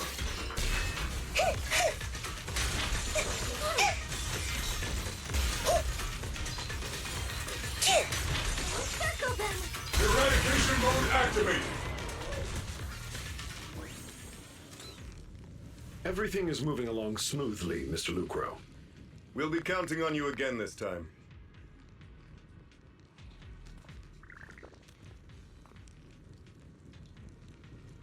Oh, this is awkward.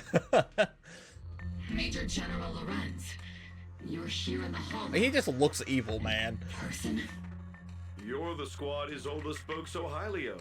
Codename Obel, wasn't it? This is quite a surprise. You arrived even faster than I expected. It's just as Colonel Isolde said. You're quite a capable squad. Yeah, he's evil. Given that you're leading this entire operation, I'd expect you to be at the command post. And the person with you is...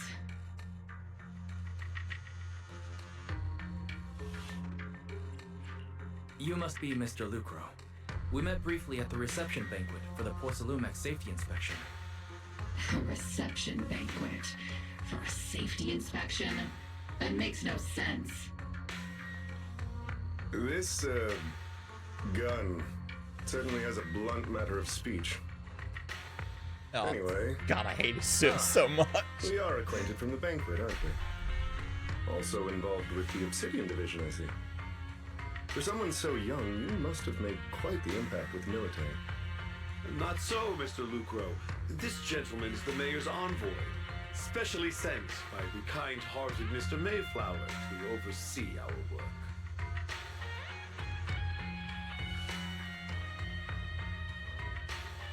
I'm just doing my duty. Please. The title of envoy is a bit too much. I feel like it's a little too high and mighty. So you're a distinguished guest from city administration. My apologies. Please excuse the poor welcome.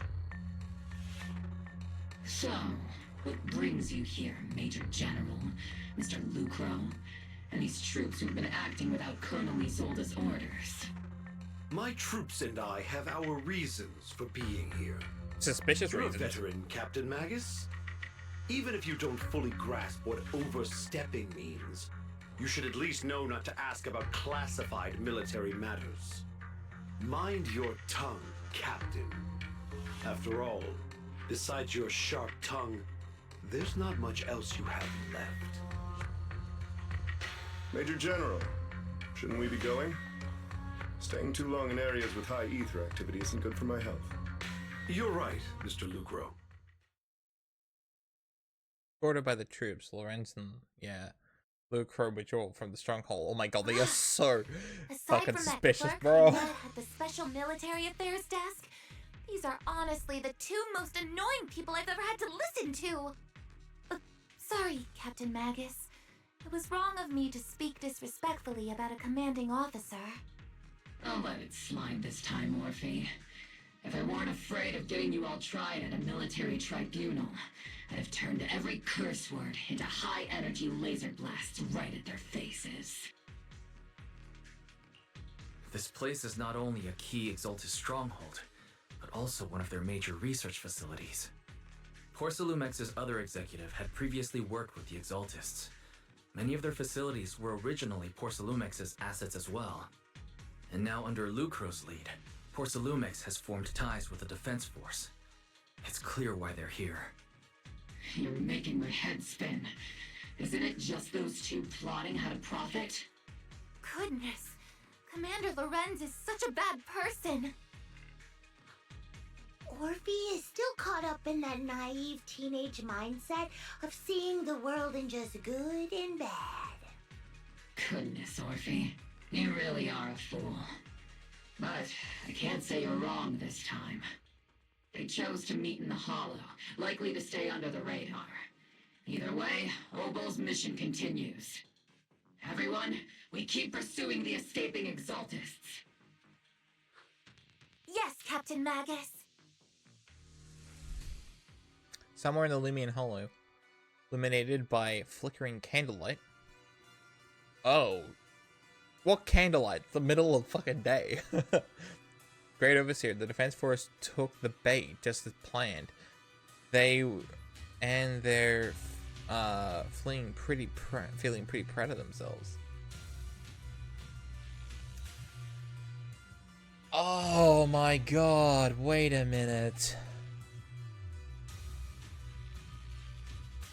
So, as I said, I'm telling you, that Major General guy's a bag, like, working for the Exaltus, right? That device that they got his soldiers to put on me to make me where I can't talk to anyone outside of Lumion Heights and to, like, you know, track my position, I bet is also a communication device to them. That's how come they know that we feel proud of ourselves for kicking their ass. So they're constantly listening in. That's why they know so much. Oh my god, man. Fucking god damn it. Perfect. They wasted enough time on meaningless distractions, and that foolish general thinks he's already claimed enough victories. Okay. I mean, it's not the first time the Exaltants have backstabbed their own people, Fred. They won't be throwing major forces at us anymore. Though the price was nothing more than a few necessary sacrifices. They died for their faith, Overseer. Besides, the troops you brought back from the underworld were a huge help. Soldiers fighting soldiers. It's cruel, really. Still, if it's for the right cause, then even you and I must be willing to give our lives. Absolutely. If the greater purpose is an audience with the Creator. I know you have other intentions, but you'll still open the path to the Creator, won't you, Great Overseer? I've wandered in confusion along this path more than once, but the whispers I've heard were true, without a doubt. Once I've achieved my goal, I will open a path to the Creator for you, which means your sacrifice and mine are justified. But Phaethon's is with the Defense Force right now. Huh. And that one's a real handful, not the type to let things go easily. And the elite squad there has been a serious thorn in our side. I've noticed that youngster may be expected variable, but I've already sent the course. I've already set the course for how their tale unfolds. Don't back them into a corner unless you have to. Your arrangement is reasonable. May the Creator refine us. So they know. I'm telling you, that device that's on Weiss is literally letting them listen to me. I know it. So wait, does that mean they now know I have Fairy? The AI assistant? Ooh. Tears and laughter echo from the military camp, which has been so quiet for the past few days. Why is the Defense Force base so lively? What's going on? Let's ask around and see what the soldiers know.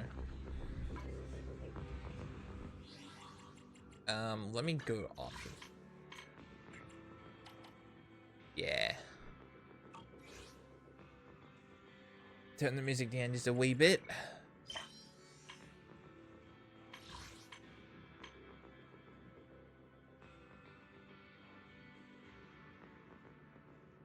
Okay.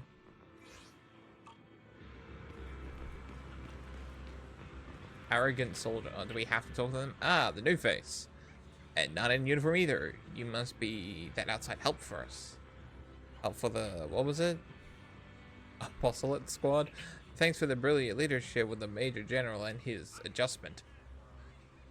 Thanks to the brilliant leadership of the Major General and his adjustment, we secured an easy victory. Sure, we didn't land any big win, but you still played the part. How is it a victory if you don't hit the big win? Hey, what's with that look? We're celebrating our victory here. Don't be such a buzzkill.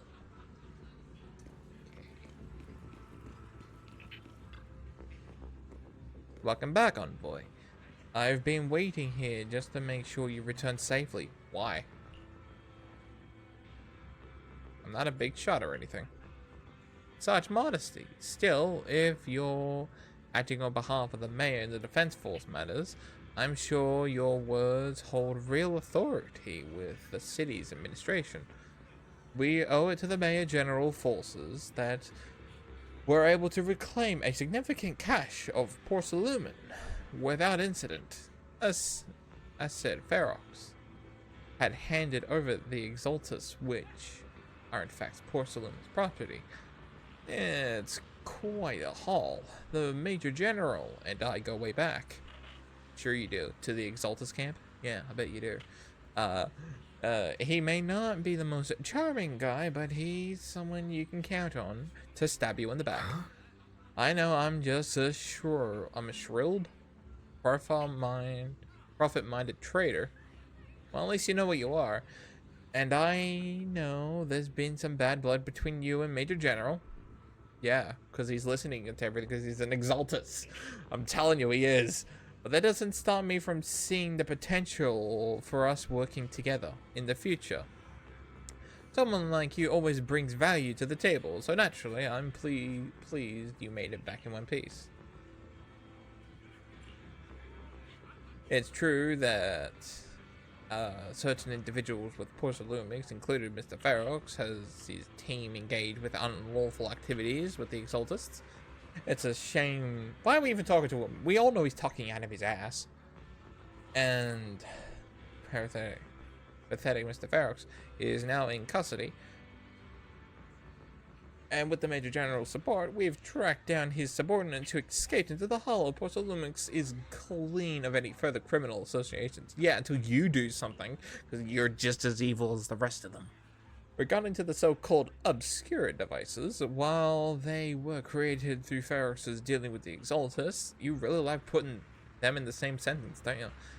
I'm not clear on their scientific worth. Still, they're made of costly porcelain, so they belong to the company. We'll recover each of the obscure once the defense force finishes assessing their risk. Yes, Colonel Isolde stated in a report that the Obscura can pose an extreme risk, even going so far as order and an evaluation of Wifey Peninsula for public safety. It's gotten too dangerous. Looks like it's time for me to leave Wifey Peninsula. Take care of yourself.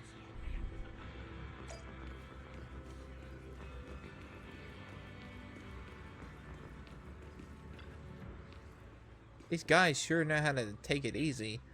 We're already planning a victory party right after winning. So, the next move, there isn't one. The Major General believes the key members of the Exaltus have been wiped out and their base is cleared. Oh my god. As far as he's concerned, we've already won. I never thought victory would come so easily. The Exaltus won't be that easy. You phase the Exaltus more than anyone, Proxy. Your insight is valuable, but even so, the Obsidian Division can't keep pouring resources and chasing down a major outlawing group. This is a group that's turning people into monsters and trying to practically have the world engulfed into the Hollow. But yeah, sure. Don't put any resource into it. That's completely fucking logical. As for the Obscura, Colonel Isolde is talking to our intel, taking our intel and the risk posed by the sacrifices. Very seriously, she's already prepared to evacuate the citizens of Wi-Fi. Ooh. We've stayed on guard here to protect the civilians until everyone's been evacuated and all obscura in the city have been cleared. It's thanks to Isolde's leadership that we were able to locate so many obscura across the city before the operation began too. Did the Colonel know about the risk of the obscura all along?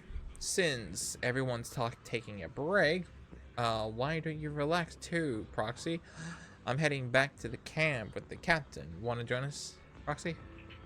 Despite your doubts, with cheers ringing out through the night all around you, you find yourself taking brief rests. Oh boy. As the whole squad settles in for their quarters, the troops are already preparing to celebrate. Everyone! The Exultis, the threat that plagued Wi-Fi Peninsula, have been wiped out under our thunderous assault. Once again, we've brought justice and victory to the people of New Eridu, like every triumph before. Give it up for yourselves, soldiers! Cheer for victory! And let's hear it for our brilliant commander, Major General Lorenz! He's gonna throw you into a bus later on, so don't cheer him on. I hate to be that guy, but isn't it a bit early to celebrate? That commander sure seems to be soaking up the cheers. A typical big shot, huh? You're right to be concerned, Proxy. There are still Exultist stragglers roaming inside and outside the Hollow, and the Obscura in the city haven't been fully inspected yet. As far as I know, the key Exultus leaders are still at large. They've managed to slip away after every encounter so far. The Exultus will remain a threat until they're eliminated. Even though Mevarok was severely injured by Yishan Shifu, and the Exultus suffered heavy losses, there's still no sign of them backing down. Miasma activity is still spreading. Key people like Sarah still hold major influence. Yishuan, High Preceptor of Yunkwei Summit? I've heard the name before. How come I don't see Colonel Isolde anywhere? As the operations leader, shouldn't she be here to celebrate? Isolde has been unwell recently, and went back to the city to rest. She's also been absent from meetings over the past few days. Maybe the commander's like Proxy and isn't fond of these kinds of gatherings. She might have just found an excuse to slip away. You might be right. That does sound like her. In any case, we've dealt a heavy blow to the Exultists. And after fighting on the verge of life and death, the soldiers really needed a victory to boost their morale. That doesn't sound like something our strict Captain Magus would say.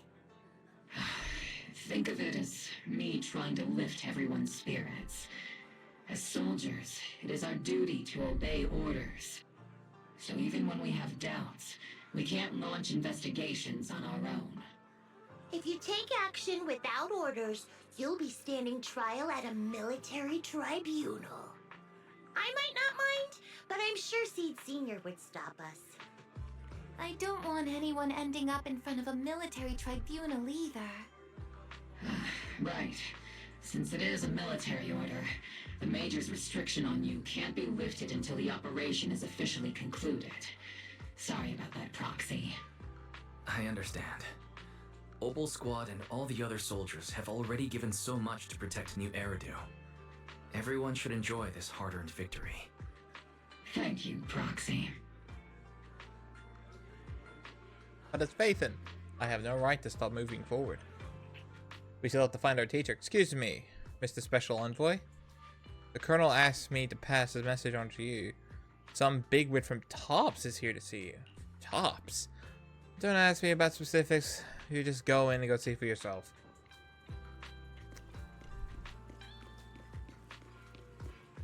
Wait. Oh, okay. I thought that was like a rabbit, like a toy rabbit on top of a on top of the truck, but I don't think. Oh, Damien. Meet with Damien after dark and fill him in on what Lucario doing. Actually, I've already heard about Lucro personally entering the Hollow Not and the Lucario. Major General's movements. Besides relocating Porcelumex and the Exaltus stock of Porcelume, they're rounding up trusted members who served under Ferox, including my poor colleagues who fled into the Hollow's labs, fearing a purge. The dust hasn't even settled, yet they're already discarding what they no longer need, proving that the only thing crueler than one ruthless boss is another. I have no place in Tops any longer, and the Defense Force won't seek justice for a stray like me. Even though you played a major role in taking down Ferox, your new boss won't tolerate you for long, will he? Exactly. I can't stand stray dogs like you always sniffing out scraps to survive. Like I ever had a choice. I'm just trying to stay alive. Honestly, I was already planning to turn to you and Yunquay Summit for help. Regardless of our differences, you are among the few in Waifei Peninsula who have the power, care about justice, and are willing to hear me out. A stray like me is used to bowing and begging. Unfortunately, no matter how much power we might have, we're just as constrained as you are now. I can't contact anyone at Yunquay Summit for assistance either. But if it's to keep you safe... It's all right. Just when I was at my wit's end, Miss Savior appeared. Finished speaking, a small figure suddenly sprang up from behind him. Ah! Hiya! I'm the savior he was talking about. It's funny, most company employees usually see me as a disaster. Who would have thought I'd ever be called a savior? Allow me to introduce you. This is Miss Zhao from Tops, affiliated with the Krampus Compliance Authority. Huh. Okay. Nice to meet you, Miss Zhao. The Krampus Compliance Authority. Is that the name of another company within Tops? It doesn't sound She's as so familiar to me tiny. as the other big companies. That's alright. Most people haven't heard of it. It's a tiny Krampus rabbit. isn't actually a company. Our role is to inspect, decide on, and enforce regulations. Brutal competition is an inherent flaw of the market system. For the members at the round table, it doesn't matter if a company's executives are tearing each other apart. However, the condition is that all actions by the company and its management must comply with the core rules and interests of the Alliance. The business game doesn't always let us play by the rules. That's the round table's mercy. But when those rule breakers go too far, the strict mother reaches out with her black branch. This time, Porcelumix has clearly stepped out of line.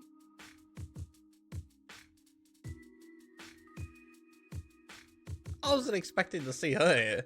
And she's so tiny. Oh my god, she's so adorable. She's even got like the rabbit teeth as well. That's actually. I think I get why the corporations might see members of Krampus as a disaster. Even so, having regulators like you is probably a key reason Tops has managed to maintain its strong position in the city. So, it's not hard for you to understand why I see Miss Zhao as my savior, right? We'll only know whether I'm your savior or your disaster once all the investigations are complete. Better than letting someone like Lucro treat you like a fish on a chopping board, right? Although he's not really a friend, I do have some understanding of the way Damien does things. He's determined to survive this brutal game, but he's also someone who would never cross the line. Huh. You've got sharp and beautiful eyes. I hope you'll never become the enemy of Krampus. And that when those eyes look at me again, they won't be filled with hostility, Mr. Wise. Oh, it's Zhao and Krampus member. And the Krampus member. Okay. She may have been small in stature, but her compensating posture nearly overshadows the devastating. Oh man. It's getting late. Let's head back to the tent and get some rest. Well, who would have thought we would have seen... There we go. That... I'm going to pronounce it as Zehao. I think this is how I'm just going to have to look at the game. Proxy. Proxy. Not time to sleep yet. Oh, what? I came all this way with the squad members C to invite you on a special nighttime operation. A nighttime op? Follow us, and you'll see, Proxy. Oh, shit. Move quietly and stay low, just like a sniper. Seed and Trigger quickly creep up behind Orphe and suddenly launch a surprise attack. Soldier Orphe! Soldier Orphe! You two again? Now you have the Proxy as an accomplice too? It's not what it looks like, Orphe. I had no idea those two were planning to scare you. Captain Magus is asleep. Don't wake her up. We should let her rest. Is it time for the captain's self-diagnostics? Is Orphe more worried about waking the captain or about the captain catching you secretly enjoying some prohibited items? Excuse me. First of all, my concern for the captain is absolutely genuine.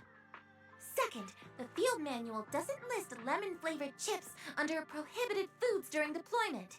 I have every right to protest Captain Magus' executive decision to declare all snacks as prohibited. Oh.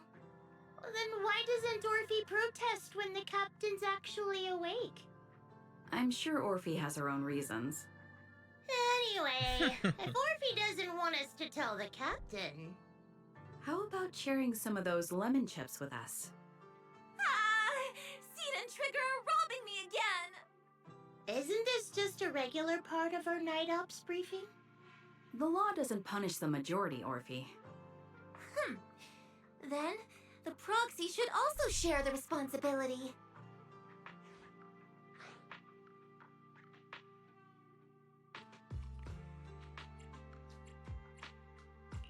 A special mission to get rid of lemon-flavored chips?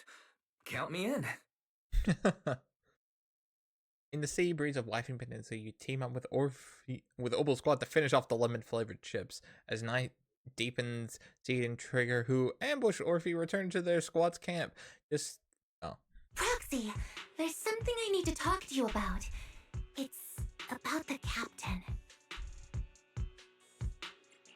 Let me guess. It's something that you can only say when Captain Magus is asleep? That's right. Proxy, I want to apologize on behalf of the captain for her bad attitude toward you during the mission. But there's a reason why the captain acted that way. Okay. Alright. Play the absolute sad emotional thing that actually makes you like the horrible character. I trust you, Orphe. Just like you trust Captain Magus. Come to think of it, you and Magus make quite the unique team. A soldier paired with an intelligent weapon construct. An intelligent construct? No, the captain is more than that. Can I trust you, Proxy? You can trust me, just like how you trust Captain Magus. I'm just a gunner. A soldier, here to support Captain Magus. Orphe, you're being too hard on yourself again. You're special. You're one of a kind. That's how they would comfort me, if Captain Magus and the others were here. But no. I know that I'm not someone special. From the moment I was born, being a gunner has been my sole purpose and mission. In the disaster 11 years ago, New Eridu lost so much. It lost so many of its soldiers. The Defense Force's last remaining gemstone, Obsidian Division, also suffered heavy losses. At the time, the military had launched various research projects. Enhanced soldiers, cybernetic soldiers even. Cloned soldiers. That was, It sounds brutal, doesn't it? But if it weren't for these the cool soldier projects, one, right? Obsidian Division might never have lasted this long. Ambi? Yeah. I was also born at that time, cloned from a legendary soldier and designed to aid that legendary soldier as an assistant. That legendary soldier's military code name was... Oh. Magus. So this is what Magnus would look like in real life. The soldier's original body look like has Orphe. long been destroyed. All that remains now is a backup of her consciousness, or what you could call her soul, stored within the weapon. Even in death, she's still wielded as a weapon by the Defense Force. Though Captain Magus always says it's what she wanted, is it really a blessing or a curse? All things considered, I'm quite lucky. Selfish, even. I stole her body, her name. You could even say I stole her life. But Captain Magus has never cared about that. She'd just say to me, Orphe, my life was far too boring. You should live your own life. I know the looks in my comrades' eyes often carry sympathy or pity, mockery, or even disgust. Still, I can't help but feel that I'm lucky. I met Captain Magus, I met Obel Squad, and even crossed paths with someone as strong and interesting as you, Proxy. I know there's nothing special about the way I was born, but you all keep telling me, Orphe, you're being too hard on yourself again. You're special. You're one of a kind. Yet, the cold glass tanks, the tasteless nutrient fluids, those eyes filled with sympathy, pity, mockery, or disgust, they all proved one thing. I'm nothing special. They all told me I'm just a pathetic, tragic person. But you all keep telling me over and over again, you're one of a kind, Orphe. Are you if you're a I clone? can leave those glass tanks in the past. I just don't want to let your expectations down. Rather than those cold, lifeless glass tanks, I want the warmth of Captain Magus. I'd rather have my noisy Obel Squad and you, the cool Proxy. Yeah. Our pasts, whether it's mine or Captain Magus's, are not what define us. Although Captain Magus often jokingly calls you the villain, that's all just talk. Our pasts are not what define us. Instead, it's up to us to determine our destinations. As a Proxy, you'll lead us to the right place. I believe in you, Proxy.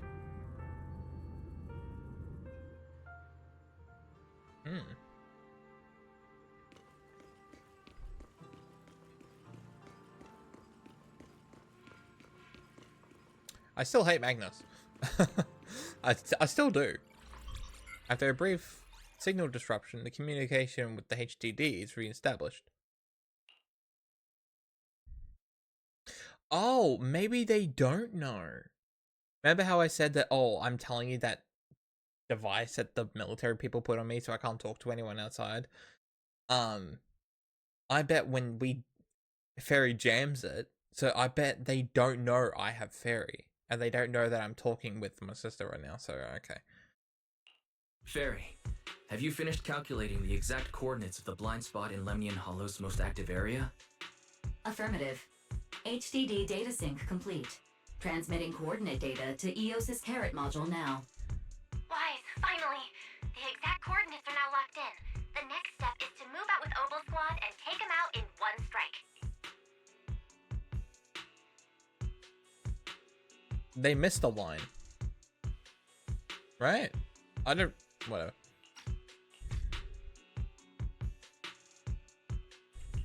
Negative. Lorenz's forces have currently halted all further operations, so Obel Squad is unauthorized to act without orders. Could you send a message to Yishan Sifu?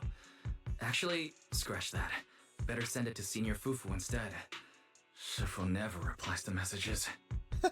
Just say, Junior Wise needs your help. It's urgent. Please ask Yishuan Sufu to come to the rescue. P.S. Don't let the defense force find out. Poor Junior Wise is suffering cruel mistreatment at the hands of the defense force. It's urgent. Come rescue him quickly. P.S. Stay low-key and avoid any clashes with the defense force. Aren't you over-exaggerating a little?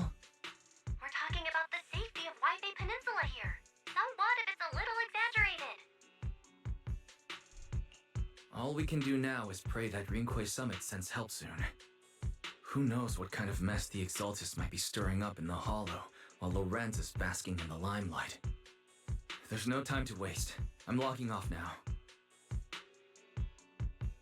It's full sleep. A familiar chirping breaks through the peaceful simmering. Huh? Oh. Is that Shifu's bird? Your vision suddenly dims, but you don't feel afraid. Then you come to your senses and you're already being carried high up into the air by the bird's talon. Your body feels weightless, like a feather drifting in the air one moment, then heavily like a stone sinking in the lake. Oh my god, we got kidnapped by a bird. By the time you get back to your senses... Oh!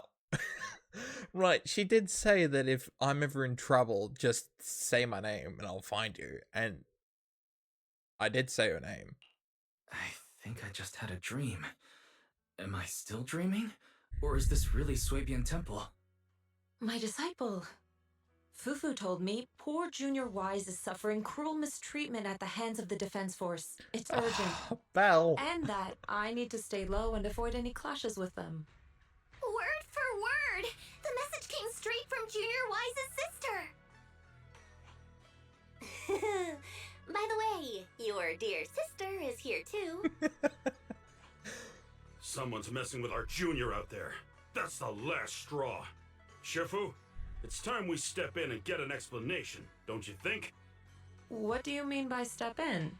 Junior Wise just looks a little dazed, that's all. I don't see any signs of cruel mistreatment. Did Yishuan Sufu use a technique to bring me to Swabian Temple? He's still trying to think how I got you're here. Finally catching on now. Your safety, of course, is our highest priority.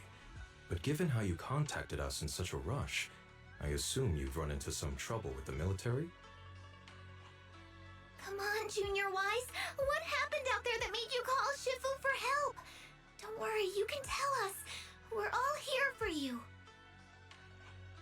That's right. All your seniors are here. I love the temple, man. You lay out the intel calculated by Fairy, along with the suspicion of speculations for it. Cunning as always. Certainly sounds like the Exaltists. If the defense force can't deal with those scoundrels, then we will. They still listening when in. do we set out, Shifu? No need to be hasty. Let Junior Wise get some proper rest first. Do I have that tracking device off me? Please, let's catch up with everyone at Yunkwei Summit. This job has already been tough on you, Weiss. Senior sister is the best. A proxy without a senior sister is nothing. Those damn soldiers, how dare they lock up my junior? I'm gonna presume I've taken off the tracking device, right? You still got your senior sister waiting for you up on that mountain. Can't have you getting kidnapped before you see her. I've been having these unsettling dreams, like something bad is about to happen. Whenever I'm on a mission, in the miasma dense areas, I always hear these whispers. I'm a bit worried about you and your senior sister, my sister. It's not corruption symptoms, is it, Senior? Have the recent missions been too much? If so, let me help share the load. Don't worry so much. The skies could fall and Shifu could handle it. We'll be okay. You're right. We still got Shifu. Ugh. Oh, God, speak, man, speak.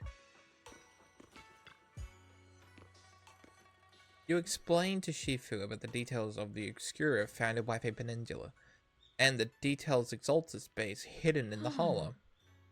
The lives of Wi-Fi Peninsula citizens are at stake. It can't be taken lightly. Right, so the Wi-Fi... No. The temple, as far as I'm aware, they can step in whenever the people are in risk. Because they were the original protectors of this place until they all died. Getting everyone out when the capital fell. And then they kind of had to, like, move to the side for Porcelumix to come in. But then Porcelumix doing bad shit, that's when we come back in and kind of go like, alright, look, you're clearly evil, and we have to kick your ass. So yeah. If the defense force refuses to step in, then Yukwei Summit will have no choice but to break the rules of the engagement and to take action. You know it.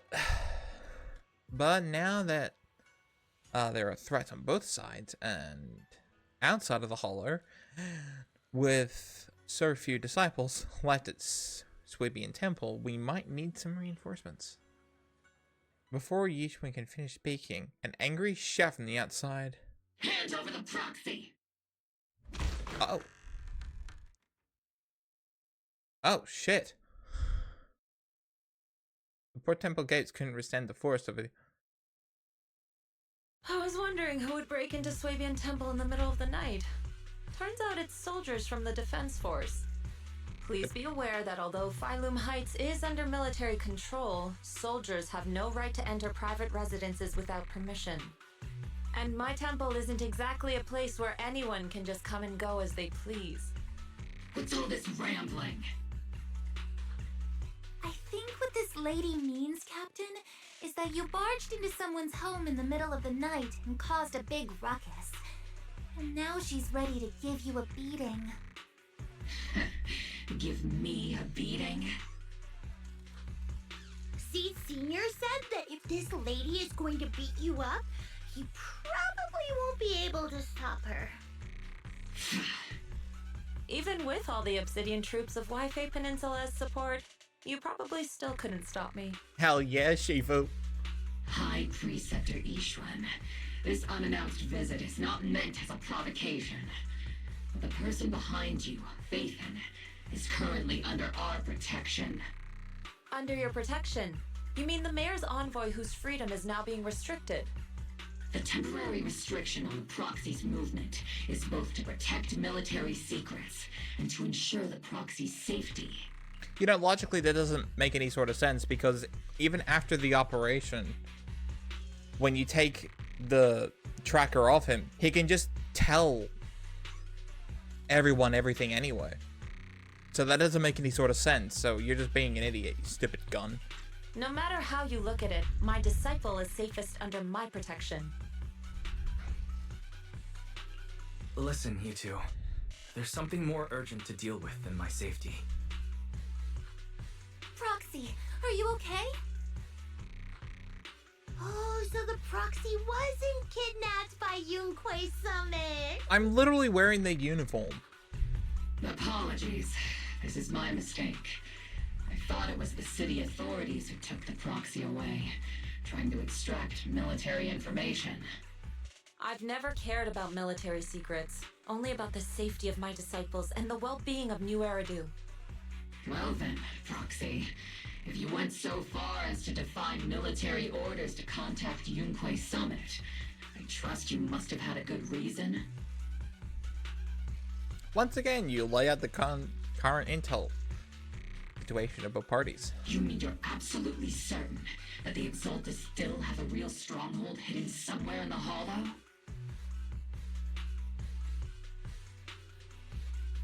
The risk cannot be. I can't say I'm completely certain. Not until I enter the hollow myself and reach those coordinates.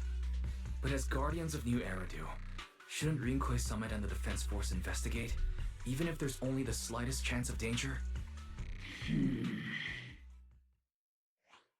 Wise, I just received an alert from Barry.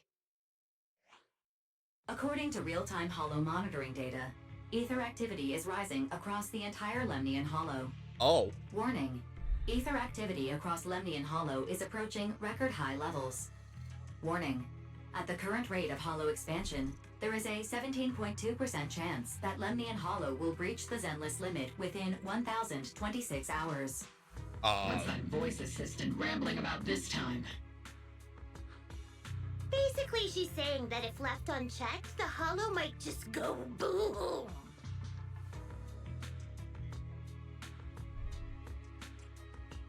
The Exaltists in charge of miasma research mentioned experiments on large-scale miasma activation. I suspect they're preparing for what they call the final sacrifice. Based on the intelligence and mission results we've seen, the Exaltists control most of the miasma-rich areas in Lemnian Hollow.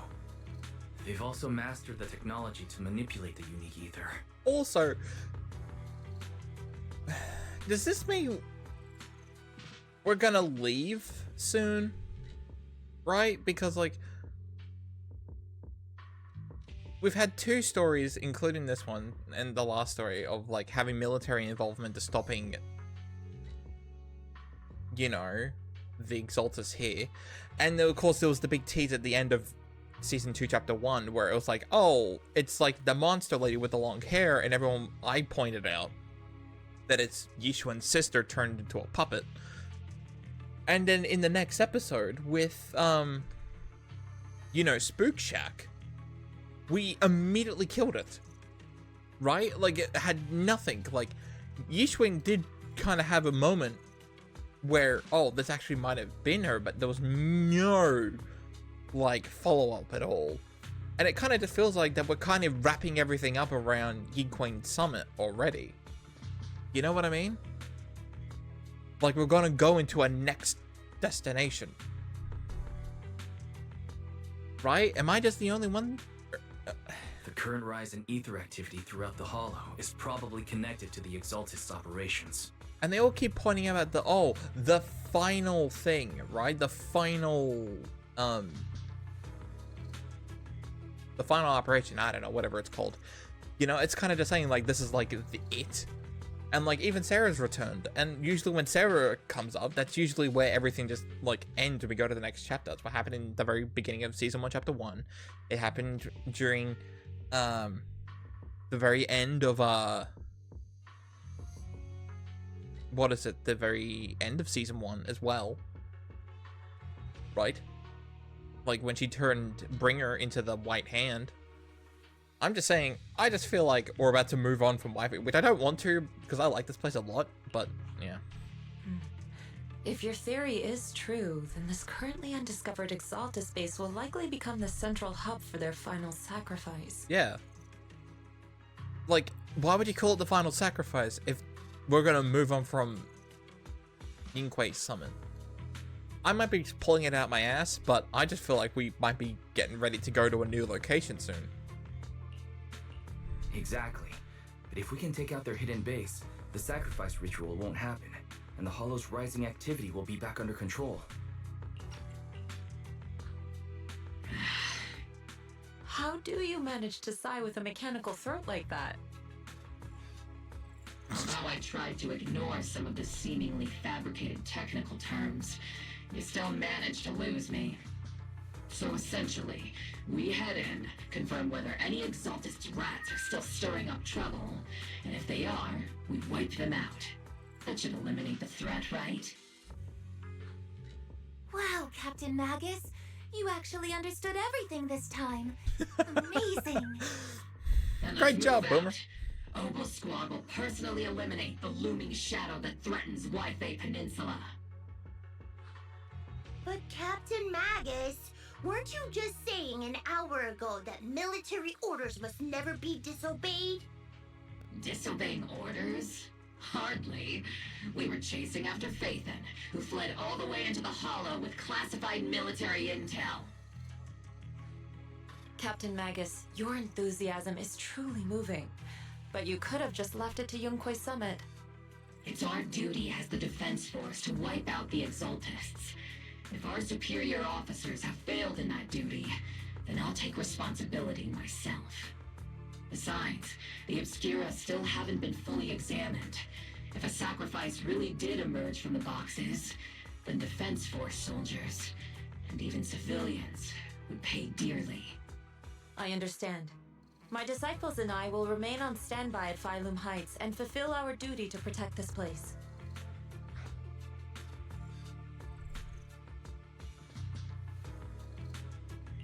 In that case, the attack plan and the operation start time need to be decided ASAP. Deploying all of Obel's squad would draw too much attention. We'll need to wait for the right moment. Let's regroup and launch the operation first thing tomorrow morning. All members of the Obel squad, return to base and get some rest. Yes, Captain Magus. Tomorrow's probably going to be a long day. Oh, we just stayed in... We just stayed here. Also, by the way, how long do we have left? So we're there. We've got like 2 major parts, and then that's going to be it. So the next part's going to be a massive fight. And then we're going to move on to a bunch of talking and setting up the next part. They said, you're surprisingly small. Hey there, Proxy. Good morning. I'm here to invite you to today's Grand Escape Strategy meeting. Great. Fine. If you want if you want the dull version, I'm here to bring you to the strategy meeting. It's instead about civilian evacuation or whatever. Go now. Yes, let's go. You head to the... Oh.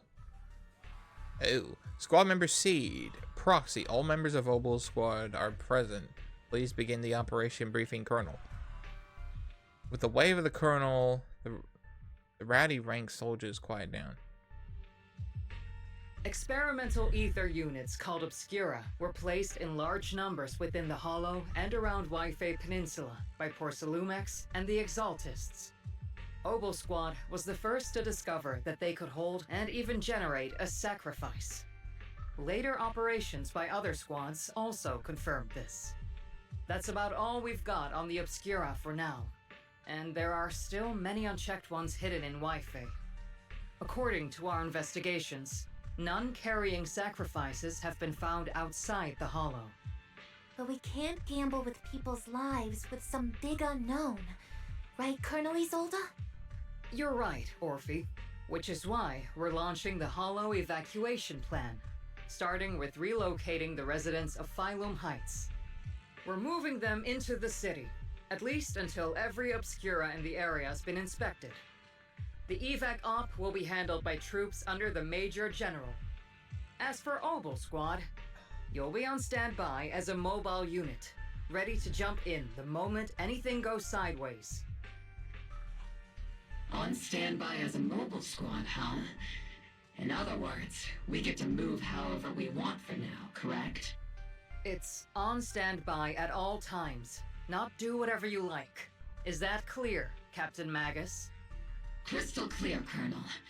I assure you, we will not act on our own or do anything reckless.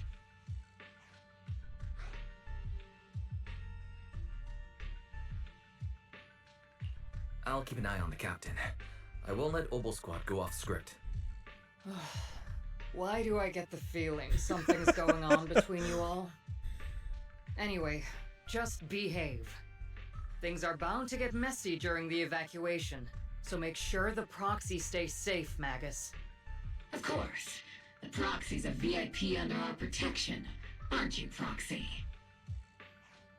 Speaking of VIPs, Commander Lorenz, Mr. Lucro, and the rest of the Porcelumex higher-ups will be evacuating alongside the residents. The big shots can't wait to run for their lives, huh?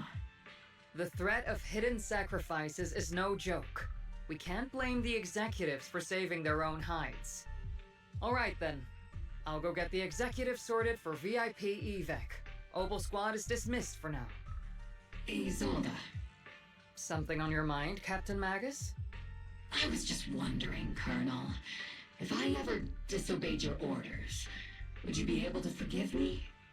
You do know there's a time and place for sarcasm in front of your squad. right, Captain Magus? But if that day ever comes, I trust that you'd have your reasons. Why don't you just tell her we're planning on going in? Has her reasons, Colonel Isolda. At that point, why don't we just tell her you're that we're... actually itching to go rogue with your captain, Orphe? Don't worry, I'll keep her in line. Huh? Me? Either way, we've got each other's backs. That won't change, right? Damn right. Good to hear. That makes me feel a little better, Captain. As Isolda dismissed echoes throughout the square, the soldiers... Oh. Proxy! Proxy! That's a cute pose, I'm not gonna lie. The way you're sneaking around whispering like that, it obviously looks like you're trying to rope me into some secret plan.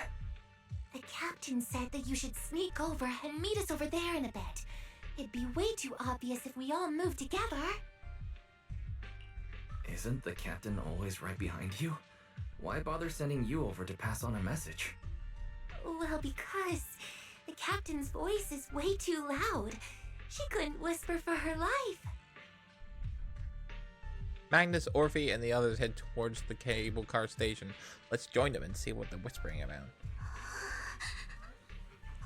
Hollow evacuation. Is the big hollow going to spread to Flume Heights? My whole livelihood is here. Don't worry. It might just be a small hollow disaster. Life is more precious than property.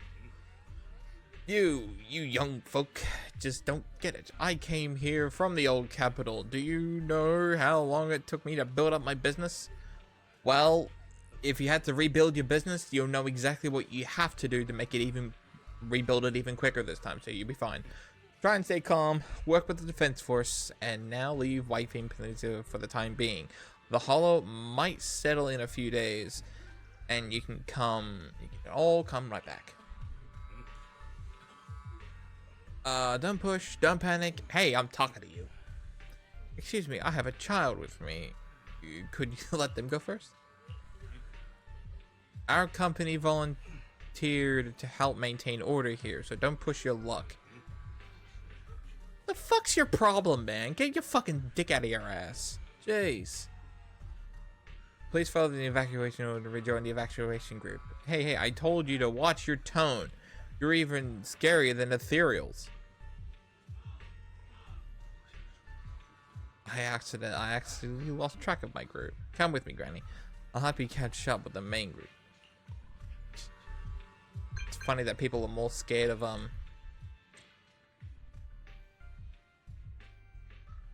attention says that there's a potential. Oh yeah, so it's like, yeah, get out of the city.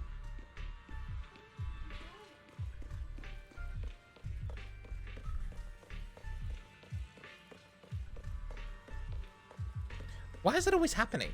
Wherever I'm running and then I stop, he does this. Why is it always happening? Probably because of the controller just flings the thing back. The thumbstick back. You caught that, right? Proxy? Orbital Squad's role during the retreat is standby and rapid deployment.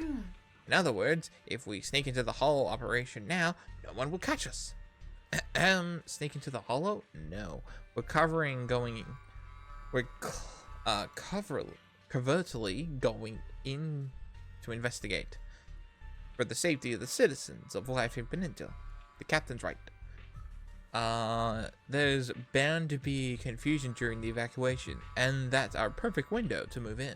Commander Isolda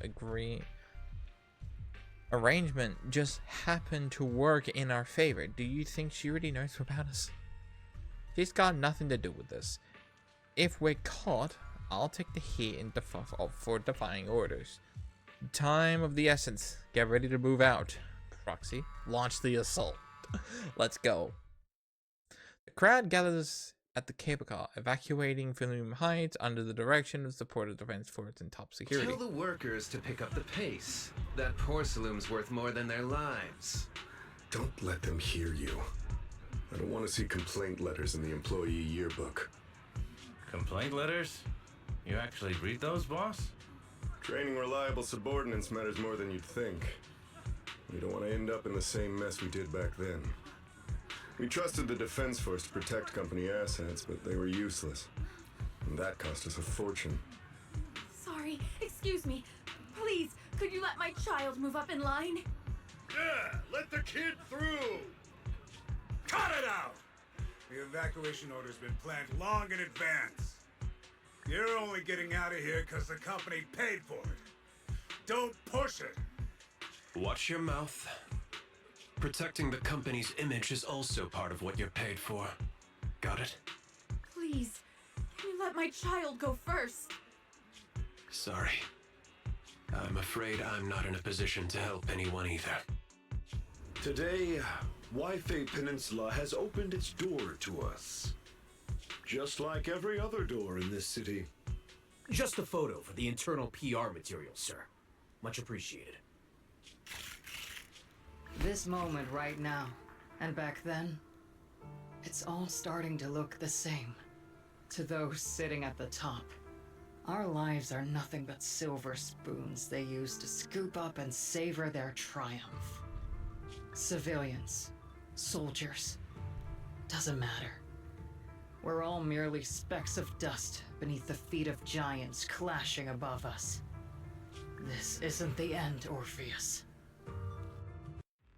This is the Exaltist base we cleared out earlier. The proxy was there too. Weren't we looking for a hidden base? Why are we back here again? According to Fairy's calculations, the fissure that leads directly to the blind spot just so happens to be located in this area. I guess you could say we let the Exaltist slip right under our noses. If it weren't for Lorenz and Lucro's interference, we might have uncovered signs of a base much earlier. The fissure is close by, but Barry's calculations could only narrow it down this far. We'll need you all to head into the hollow to confirm the exact location. Commencing operation. Objective, locate the nearby fissure. Yes, Captain Magus.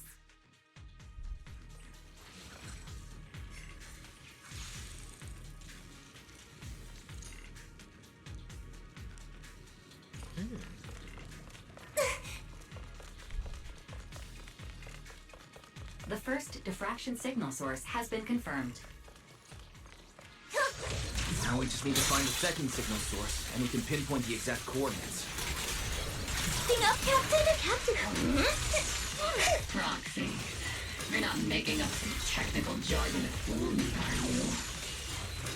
Did you already have a map with the fissure location prepared in your backpack?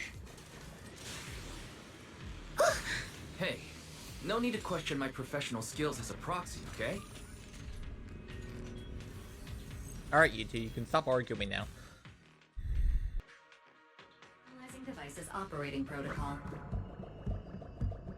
The purpose of these devices seems to be to guide and concentrate the miasma. How did you figure that out, Proxy? It's all thanks to their engineers. They left super clear comments in the code. The final sacrifice. Large-scale miasma activation experiment. The Exaltists need to gather a massive amount of miasma. These devices must be crucial for that. The Exaltist outposts full of miasma might be the result of these devices as well. Communication structure analysis complete. Hub device location locked. Uploading to HDD now. Got it. These are the coordinates of the blind spot.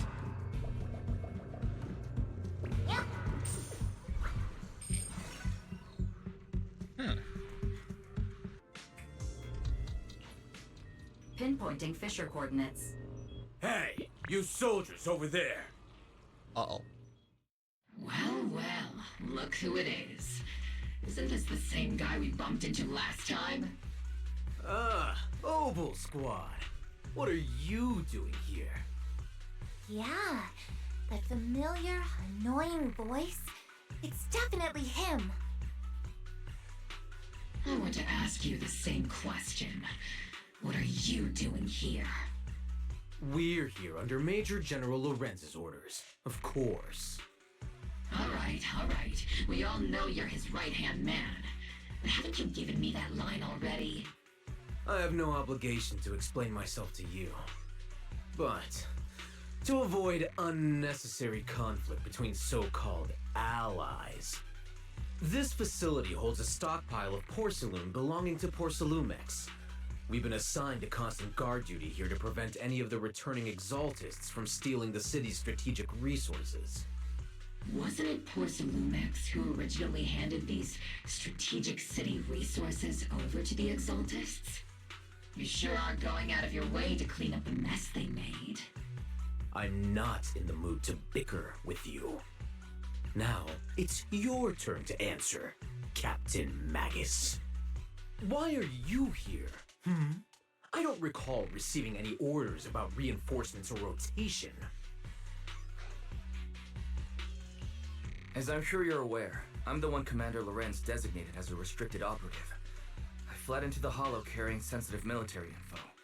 Obel Squad is just here to capture me. Proxy? Oh? This envoy really is good at causing trouble, huh? Don't you think, Captain Magus?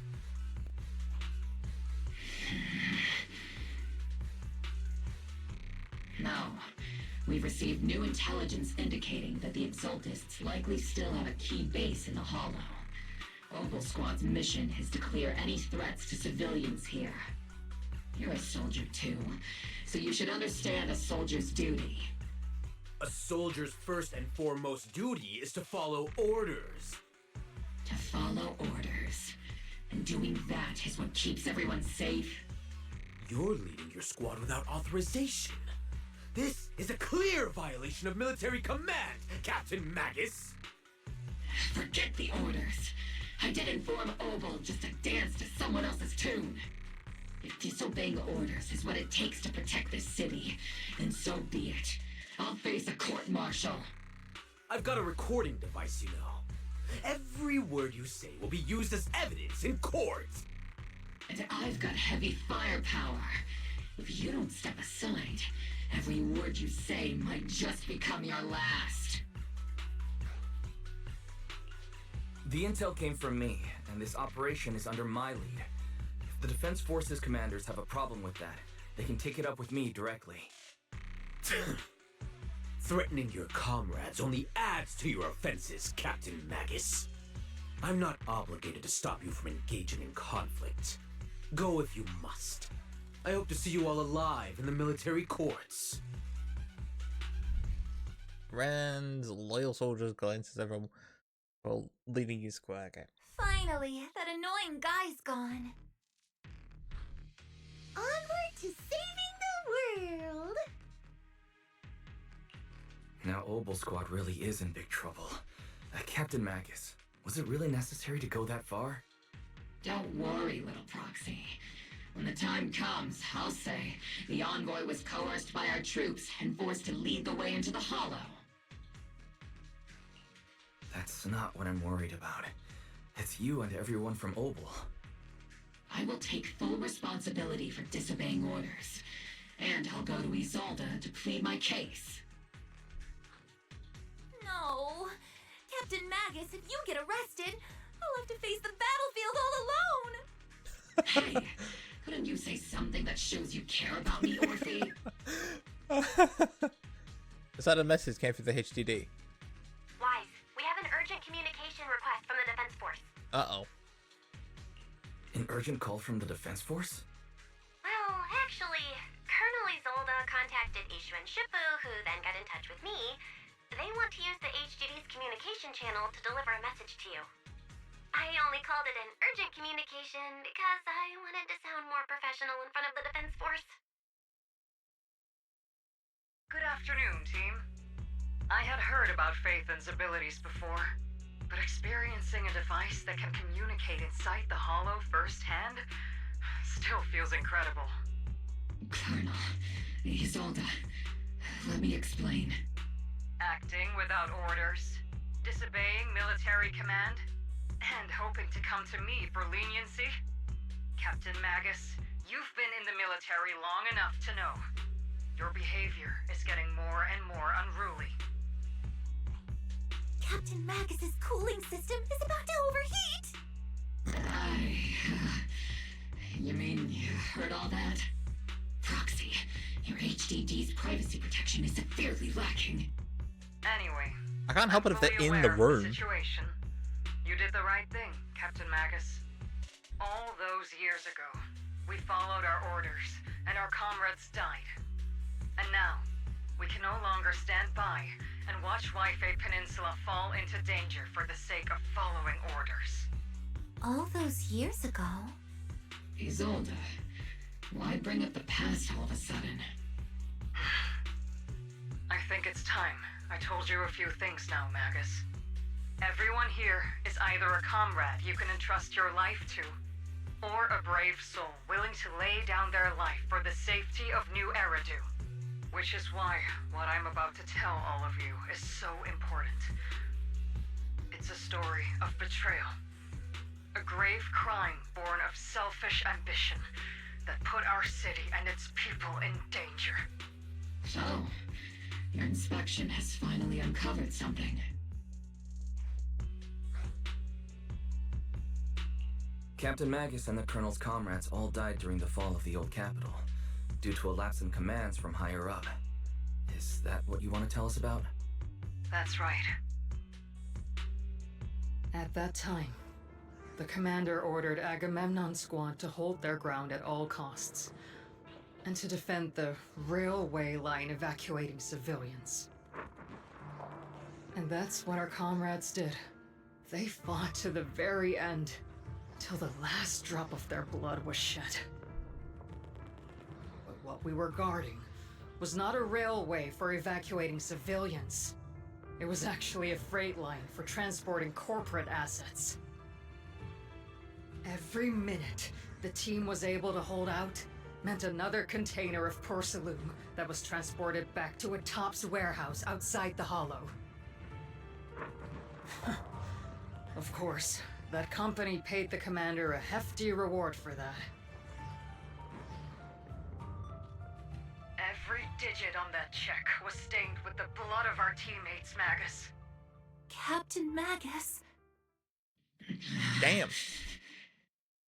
Isolde, who was the corrupt commander who accepted the bribe? And where is the company that paid it?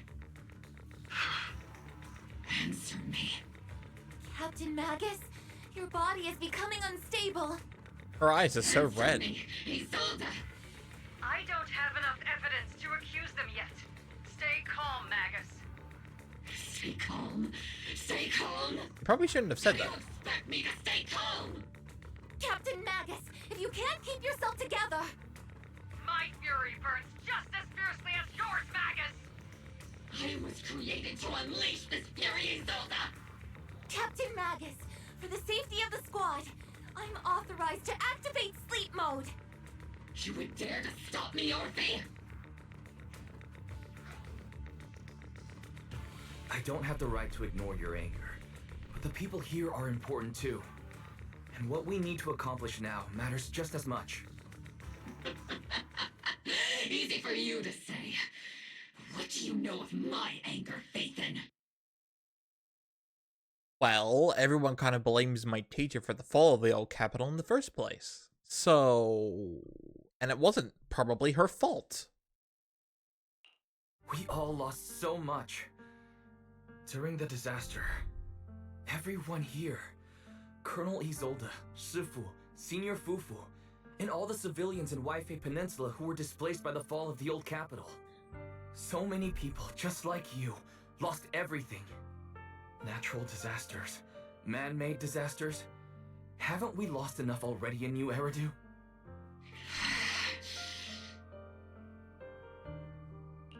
But we didn't let anger, sorrow, or regret pull us down.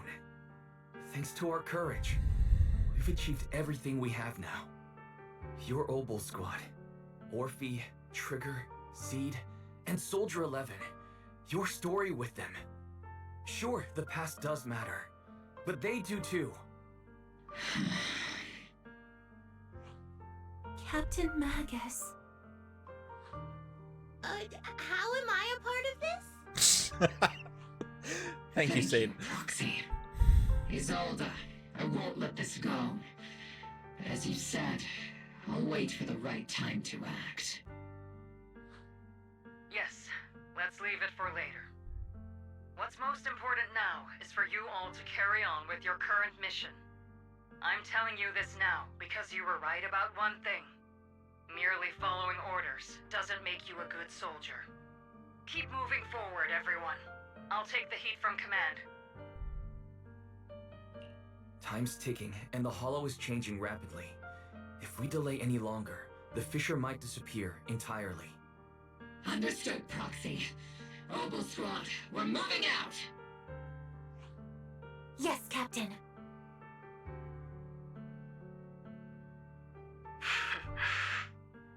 You have actually been quite lucky all these years. Far luckier than I have, Magus. Fades over the channel and Noble Squad figures into the... It's not often I find myself thinking, maybe I'd be better off without comrades like them. Picture, even if it's not the Exalted headquarters ahead, it's at least a heavily fortified stronghold. Get ready for combat. Let's go.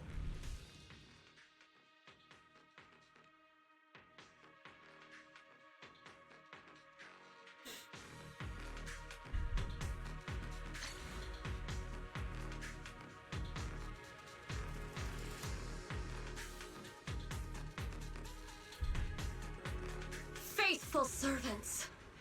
Oh, Let's shit. drive out all the blasphemous unbelievers who desecrate our noble cause. Oh shit, that's Sarah. Quickly, we can kill Sarah before she runs away. There sure are a lot of exalted rats hiding in here. The Proxy's intel has been a huge help. They keep saying something about the final sacrifice. We have to stop them. Tackle them! Keep moving forward and take them all down. It's been a while, Faithin. Sarah, how many of the Exaltist's crimes have you been quietly orchestrating from the shadows? Crimes? Ah, you mean those reasonable and necessary sacrifices? As a loyal servant of the Creator, my answer is, of course, every single one. I have to say, among the masses of ignorant and arrogant unbelievers, you stand out as particularly detestable, Faithin. I sure truly do that. Captain Magus, that woman is making personal attacks on the Proxy! I might not be good at personal attacks, but I'm an expert at suppressive fire. Prepare to die! Prepare to meet your end, you... You stubborn fools. Struggle all you want. The Overseer has already reached the gate of the final domain. It's just one more gentle push. Mavarok, I've gotta admit, that one's hard to kill. Death is a cruel fate, but the Creator does show mercy to the most faithful servants at times. No matter what tricks or lies you try to use, we won't let anyone threaten New Eridu. Threaten New Eridu? Young unbeliever, the parasites devouring the city aren't here. The real poison has always been lurking in the very blood of the city. Which actually makes you and me allies, not enemies. Don't you dare compare my proxy to you! But I don't think we'll have the opportunity to work together. The end is drawing near. Can we just shoot her, the please? The Overseer's ritual must not be interrupted. Shoot her. Faithful servants, the Creator will remember your names.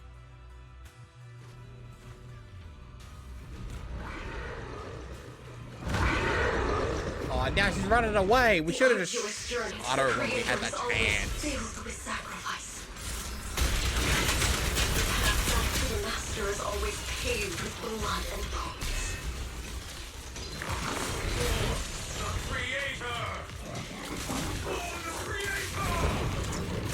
Life and death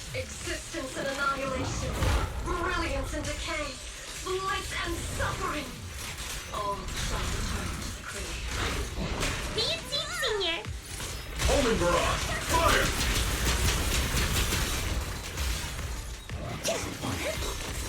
Firepower at maximum! Warning! Hostile target carrying high energy level. Tactical retreat!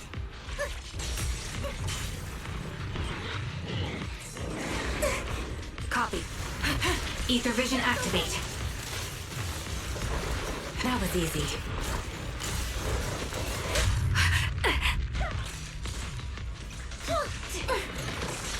You're in my sights. I've been on standby for a long time. Give him a full salvo, Senior! Time to pin them down. Senior! Press the advantage. To destroy is to protect.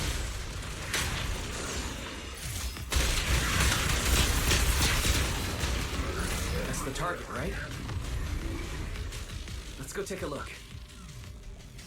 Within the core mechanism, you find a device that the Exaltus use to manipulate the miasma. Oh shit. A strange device discovered at the Exaltus underground base. The core pieces installed at a large miasma facility used to control the flow and form of miasma. It's likely an amplifier designed to boost the power of the miasma devices, allowing the Exaltus to control and concentrate a large amount of miasma. Fire. My laser can't break through it either. The equipment is shrouded in thick miasma. Any attempts to connect through port will lead to corruption. Even the perception technique is useless. Maybe we need someone with Yishun Chifu's levels of skill. We can't do anything about these things right now, so let's just focus our efforts on tracking down those bosses. Line up. No pushing.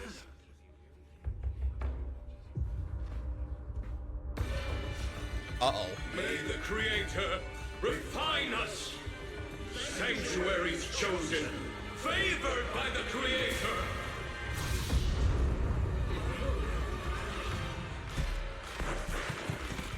Oh, oh shit.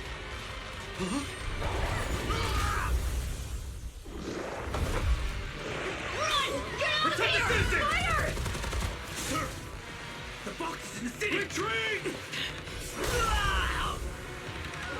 Oh, was that annoying guy? I hope so. Come on, Shifu. Yeah, there she is.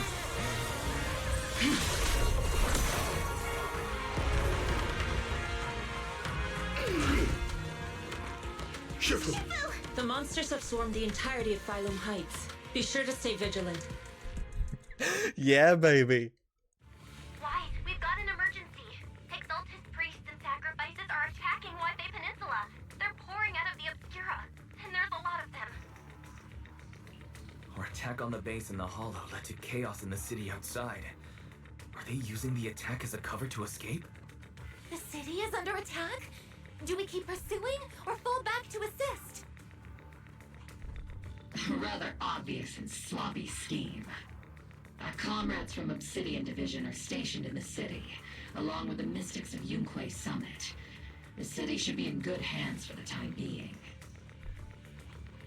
Ishu and Shifu and the other disciples are helping suppress the sacrifices in the main district. But there's a gap in the defenses on the mountain road above Phylum Heights. The mountain road? But according to the distribution map we received, there shouldn't be any Obscura in that area. Which is why we didn't deploy heavy defenses near the mountain road. Oh no, there are many residential areas near there. Got it. Calculating a route from the Hollow back to Wi-Fi Peninsula for evacuation. Almost done. We're counting on you, Proxy. Yeah, I wonder why we didn't plan it. It's almost like the person in charge didn't put anyone there because he's working with them. General, I'm telling you. It's him. He spent more time taking photos of himself than actually doing his fucking job. Why, it's Captain Magnus. You're finally back. The sacrifices in the city are being held back by Yishu and Shifu and the others. But more have suddenly appeared on the mountain's path. The mountain path, but our obscure positioning data didn't show any devices there. Something's wrong with Isola's intel. Long story short, our main forces at the Swabian Temple Masters are all tied up fighting sacrifices in the city. The mountain road area wasn't assigned any defensive troops beforehand. The defenses there were severely lacking. Let's hurry up and provide support. Yeah, I wonder whose fault's that. I'm dragging these in throughout the month, I'm telling you, until I get proven wrong. Thanks to the support from Yunquei Summit, the sacrifices in the main district have been suppressed, and the civilians in the city are safe. Our mission is to eliminate the sacrifices and exaltists around the mountain road area while protecting 2 VIP targets. Which are the annoying Porcelumix executive Lucro, and the even more annoying Obsidian Division Major General Lorenz. Oh, of course he's up there. We've lost contact with Mr. Lucro. Good news, the Major General is en route to the evacuation point below the mountain road. Yeah, because he shot him, Hard to that's say why. which is the good news and which is the bad. Like them or not, the mission still has to be completed. There are plenty of homes around the mountain road area, so there's no time to waste. Let's move out. With our main forces and Yunquei Summit holding Philium Heights, let's deal with the sacrifices on the mountain road. There are residential areas around the mountain road. We can't let those sacrifices run wild. The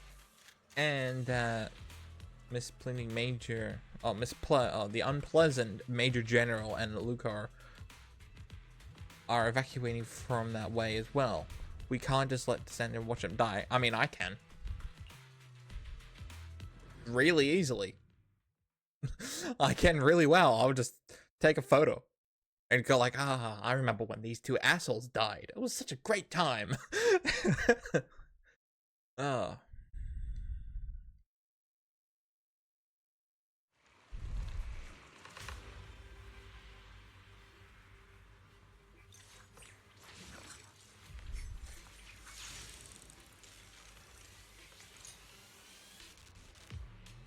Prioritize eliminating the sacrifices emerging. There's an ambush in the tunnel! What an ugly bunch! The people on the ground seem to be members of Porcelumix.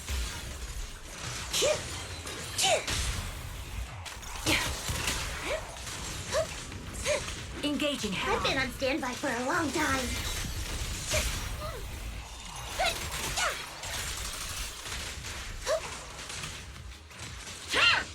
Captain, the barrel's scorching hot!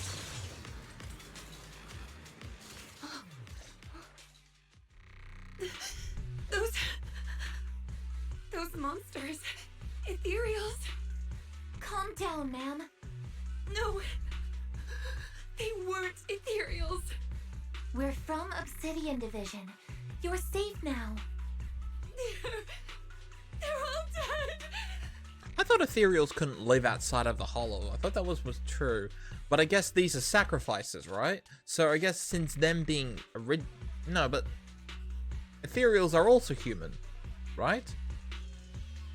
Because humans turn into ethereals. So I'm just wondering, maybe as sacrifices can live outside the hollow, and that's probably why the Exaltists want to create so many of them, just to push everything into the hollow.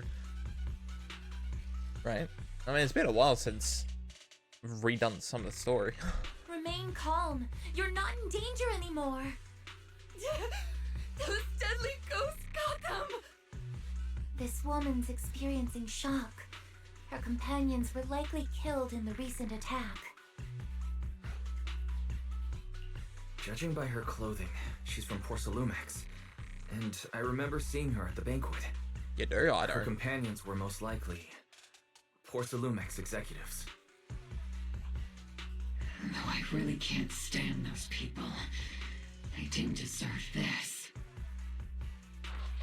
His older voices comes through the military radio on Orpheus' chest. Magus, aren't you curious? Who exactly was responsible for killing our comrades all those years ago? The blood debt partly falls on Porcelumex for offering the bribe, and partly on the commander who accepted it. Well, Porcelumex's share of that debt was just paid in blood. Isolde, what are you saying? Wait, is Isolde doing this? That's right. The mastermind behind bribing the military commander back then was none other than Porcelumex's Lucro. Of course, the ones who benefited from it weren't innocent either.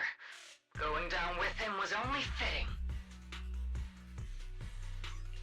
Even if they were guilty, they should have at least stood trial. Is Isolde gonna go crazy? Forget it, Proxy. Your sense of righteousness is admirable. But I also believe you've been through something like this yourself. Unjust accusations, hopeless justice, endless struggle. The Defense Force, public security, the HIA, hand tops. You're standing against giants. How much injustice have you endured, and how much justice have you achieved? But, Isolde, you've always told me that justice will come. Correct. Justice will come, but it will be through my hands and your gun. We no longer need to rely on the sympathy of others, nor wait for mercy from those in power. Why are you doing this, Colonel? Why of all times would you reveal this to Magus now? Your goal isn't just to let her know the truth, is it? Magus, don't you want to know the name of that commander from back then? The one who sent us into the jaws of battle just to secure that huge check. It was the guy who's like in charge now. The one who deliberately withheld support from our unit to cover up the bribery. It was Lorenz. Yes, Colonel Lorenz, 11 years ago. The very same Lorenz who has now risen to Major General. 11 years ago, he colluded with Lucro. And now, 11 years later... Oh, she's got nuts. The lives lost, my years of suffering, this ridiculous body of mine. Is it all because of him? Lucro is already dead, and Lorenz stands right before you at the end of this road. Oh shit! I've already made Lucro's my dead? choice. Now Okay. it's time to make yours, Magus. We're the only ones walking this road. Don't let me down. Shit, okay. Isolde. Colonel Isolde. Commander Lorenz. How could this be? The only way we can know is by finding Lorenz and getting answers from him directly. He's got the bloodshot eyes again. Magus, now's not the time to lose your head. Isolde hasn't given us any evidence to back up her accusations. Evidence? Don't tell me you want to start preaching about procedures and justice, Proxy. Well, if you accidentally shoot the wrong person. My teammates wouldn't have sacrificed themselves 11 years ago. Even if it is him, if there's no evidence to prove it is him, it could have been someone else. It could have been his major general that took it and then influenced him to take the bribe. You know? Maybe? I don't know. Right? That's usually how it works. So I'm just saying, he could have just been a pawn. Stop and think about the timing. Why would she drop all this now? She's deliberately steering you somewhere. Right, that wouldn't make any sense, would it? Like, the whole city's under attack by a bunch of monsters, and your first thing is to reveal... Like, I hate that shit in some things, right? That was like in the Telltale The Walking Dead Season 1, right? When, what's the guy's name? Ben? He reveals to everyone, oh, yeah, we're in the middle of the school being filled in with zombies and shit. And so and Ben tells Kenny that I'm the reason why your wife and son are dead, because I was giving the bandits a bunch of supplies and shit. I'm going like, Ben, now is not the time. We're about to die. You know? It's just like, I hate that shit so much. I'm going like, there is a time and a place, and this is not now. You can shove your conscience down later. Okay, so just shut up and move on. She wants me to join in her revenge plan. Is there something wrong with that? She was right about one thing. I'm the only one walking this road with her. Okay, I guess Orphe doesn't exist. Rip Orphe. With all due respect, Captain, that was a real kick in the gut, you know? Remember when we first joined the squad? We signed up because we felt the same pain. We carried the same scars. We were here for justice. Maybe even a little glory. For the ones we lost. The ones we loved. And now you're saying that we're not your companions? That you're all she has? Seed would like to teach that meanie a lesson. But I can't shake the feeling that something really bad might follow. If Seed Sr. were here, I think he'd be all gruffy and say, "Nope, not happening, Captain." And "Nope, not you either, Seed." Oh well, I was never good at comforting speeches anyway. If you Really? made up your mind, Captain, I'll follow your lead, no matter what. You think you're helping saying all these useless things, but you don't understand. Captain! I mean, she is a gun. You don't understand what I'm going through either. Huh, Orphe? I mean, can anyone? She's literally a gun. I mean, come on, man. She got shoved into a gun. Right? But, you know, there's Billy over here, and he's a full mech person, you know? And it's just like, why couldn't Magnus have Orphe? All the ambies are clones, you know? Just saying. You couldn't just throw out a couple of million Denny's just to make her a new robot body?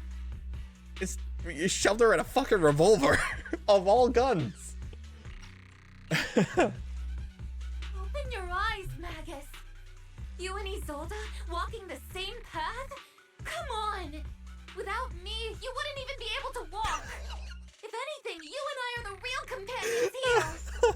The others, She's got a point. Squad, Proxy, we've been in this together from the start. We've all lost people we love, but you were the one who brought us back, who pulled us out of that whole mess of grief and revenge. And now you want us to just stand here and do nothing, all so you can feel that we understand you? Oh god. Sorry, Captain. I didn't mean to snap like that.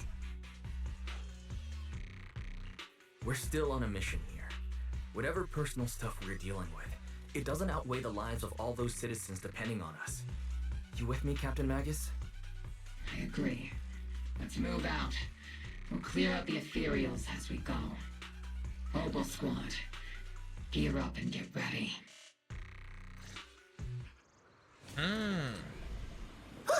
There is an unopened Obscura nearby. The monsters are crawling out of those devices. Eliminate the nearby Obscura to cut off the source of the threats.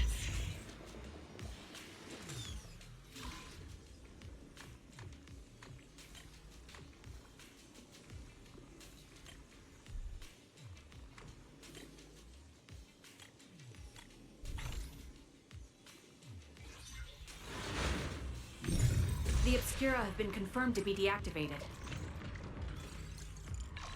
The locations of these Obscura don't appear to be included in the Colonel's intel. There might be gaps in the intel. Proxy, can you help search for nearby Obscura? Found one. Oh, crap. That goes here. That's in there.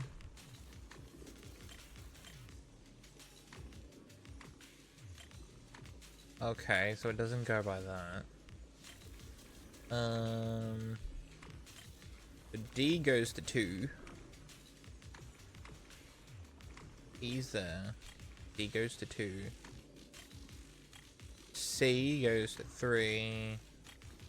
B goes to 4. A goes to that.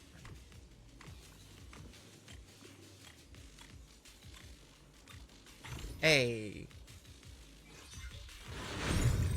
There are Obscura deployed up ahead. Clear out these filthy things!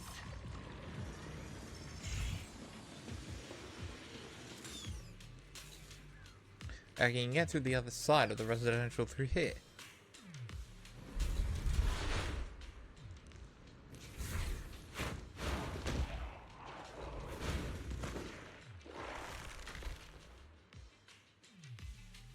Sacrifice is incoming. Stay alert! Right outside the hollow. Truly terrifying weapons. If they enter the city. We won't let that happen. Coming, Trigger! You're in my sights. Circle them!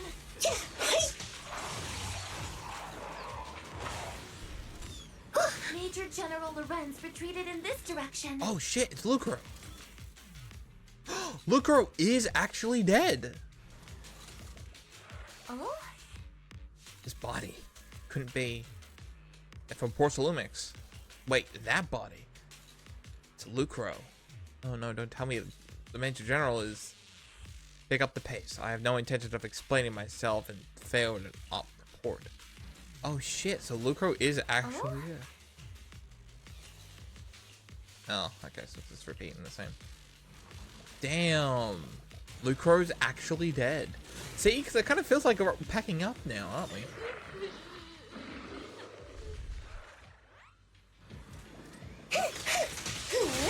Give him a full salvo, Senior! Senior! Lock off!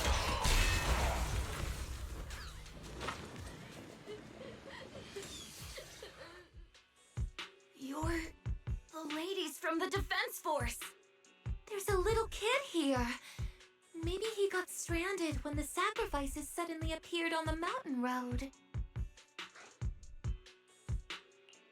You're not hurt, are you, Dante? All right, we met him in the last episode, didn't we? Is your mom okay? Weiss, you're here too. I was just playing on the mountain path with Mello and Ayu, like we always do.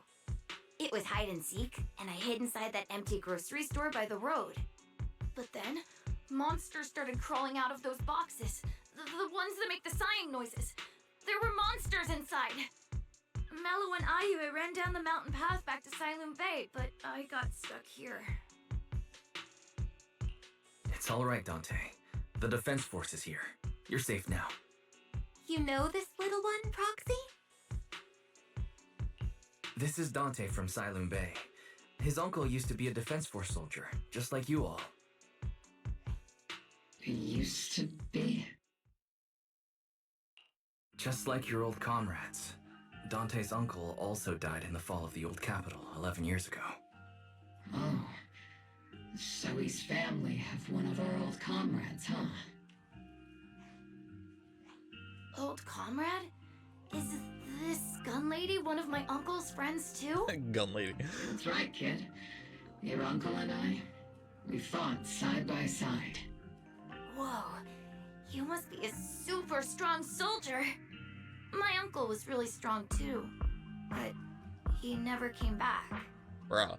I hope you and your team all make it home safe.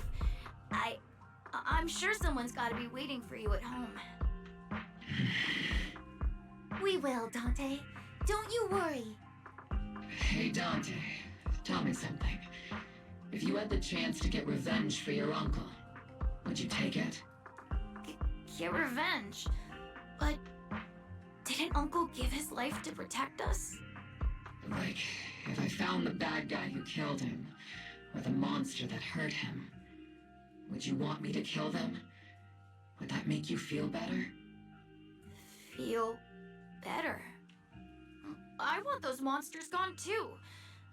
But that won't bring my uncle back, right?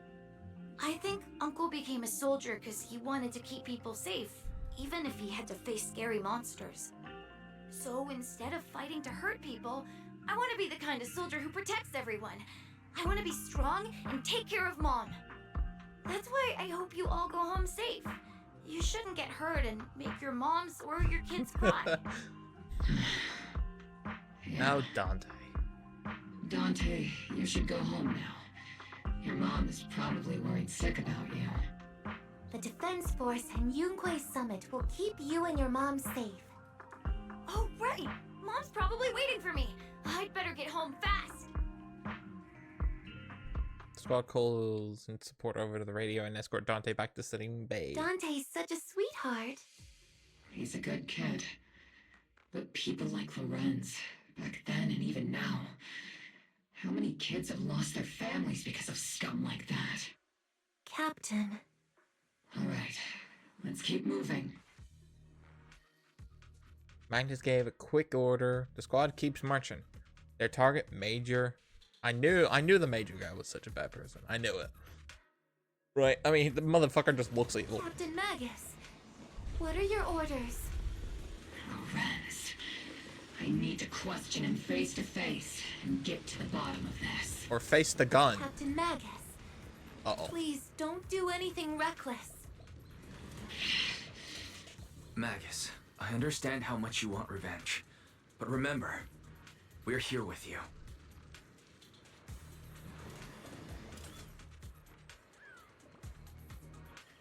This is the direction Lorenz evacuated in, right? Magnus. You have to stay calm. Now's not the time to pull the trigger. And I stand behind the captain. With birth the truth of the enemy right before my eyes, how could I?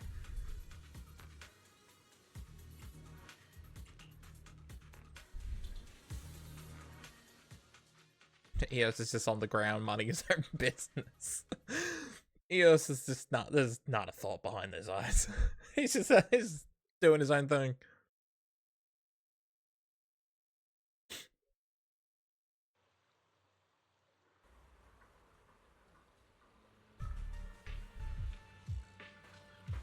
Oh, this is going to be interesting.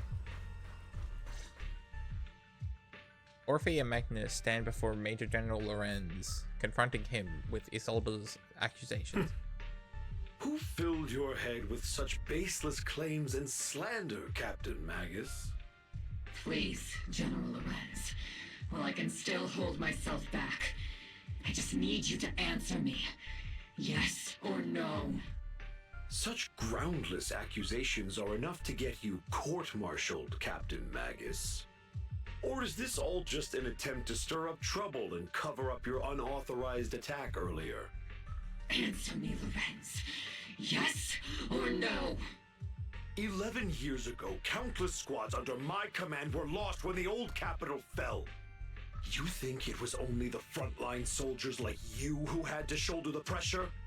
Do you know how many questions I faced because of your crushing defeat and your incompetence? To protect nothing but cargo. Do you know how much blame I have taken? How many concessions I have made to appease their greed?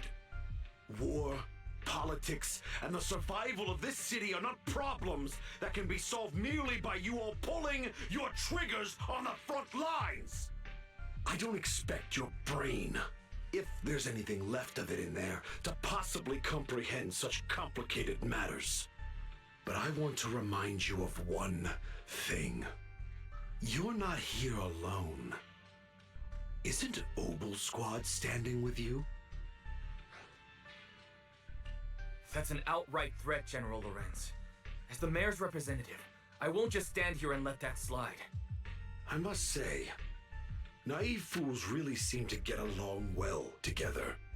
If you're that set on burning everything to take me out and won't consider your own future, then perhaps you should think about theirs.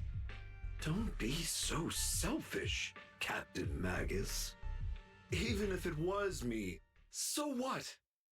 I didn't get where I am today by being noble and playing by the rules. He just practically admitted it.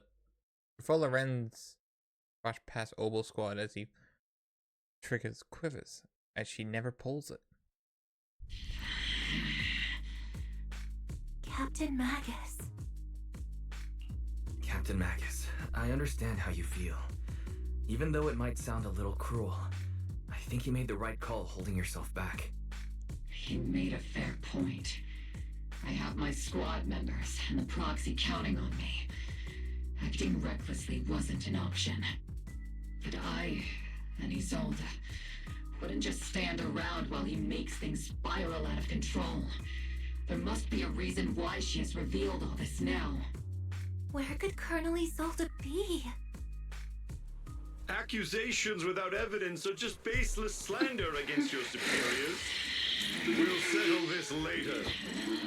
After this operation, no one will be able to stop the Defense Force from staying here. You're right, sir.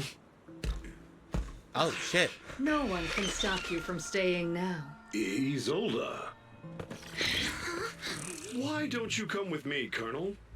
We can't leave our big hero behind. Hero? All the soldiers who never made it out? The ones you abandoned? Weren't they also your stepping stones? Your heroes? Oh, shit!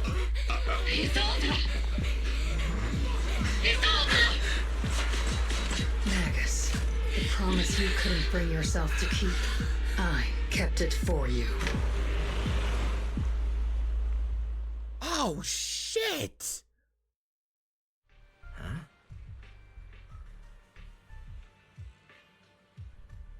Dude, she didn't fucking hesitate for a second. Soon as she flipped the gun out, my god, she fucking, she didn't hit him in the head, but god damn, she just straight up, like, no hesitation. None at all. And then she immediately ran into the hollow. So either one of two things. Either Isolde is working with the Exaltus, or she had a psychotic break.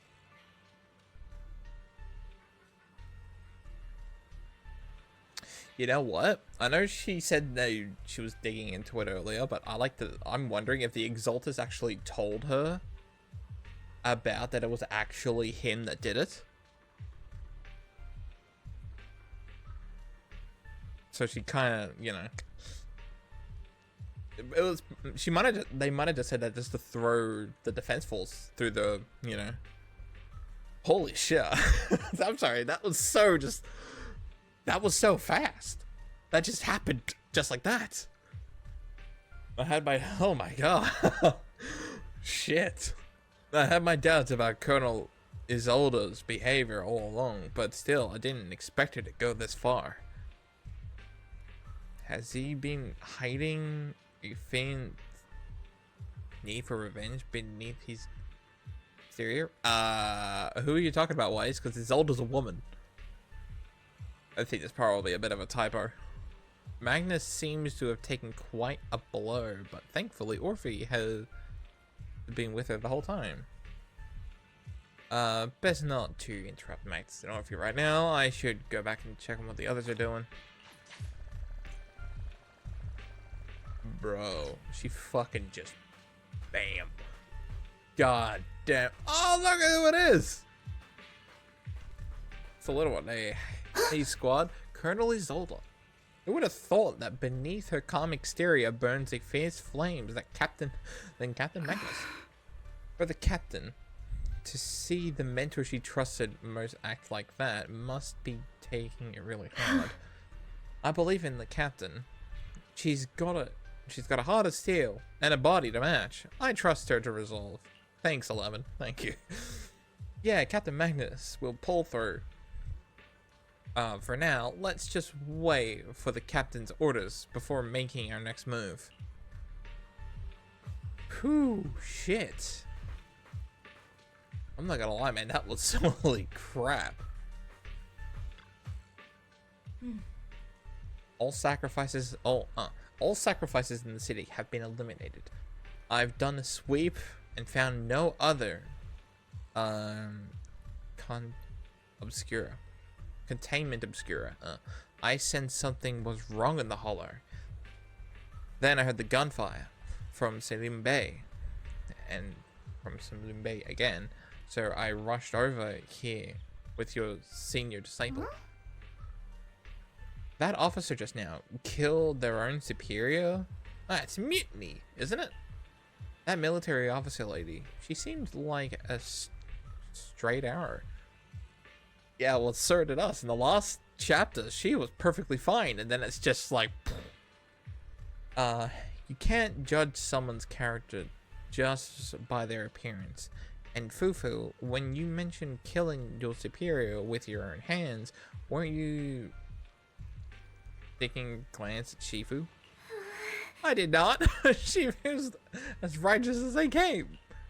Oh. Something's off with the Lumion Hollow. I'm heading in myself to check it out. Okay, I'd imagine that Obel Squad's captain is already gearing out to charge into the Hollow after her superior. Yeah, probably. And now we have you. Oh my god, you're... She's got a little ball chain thing around her neck, around her leg. She is so fucking tiny.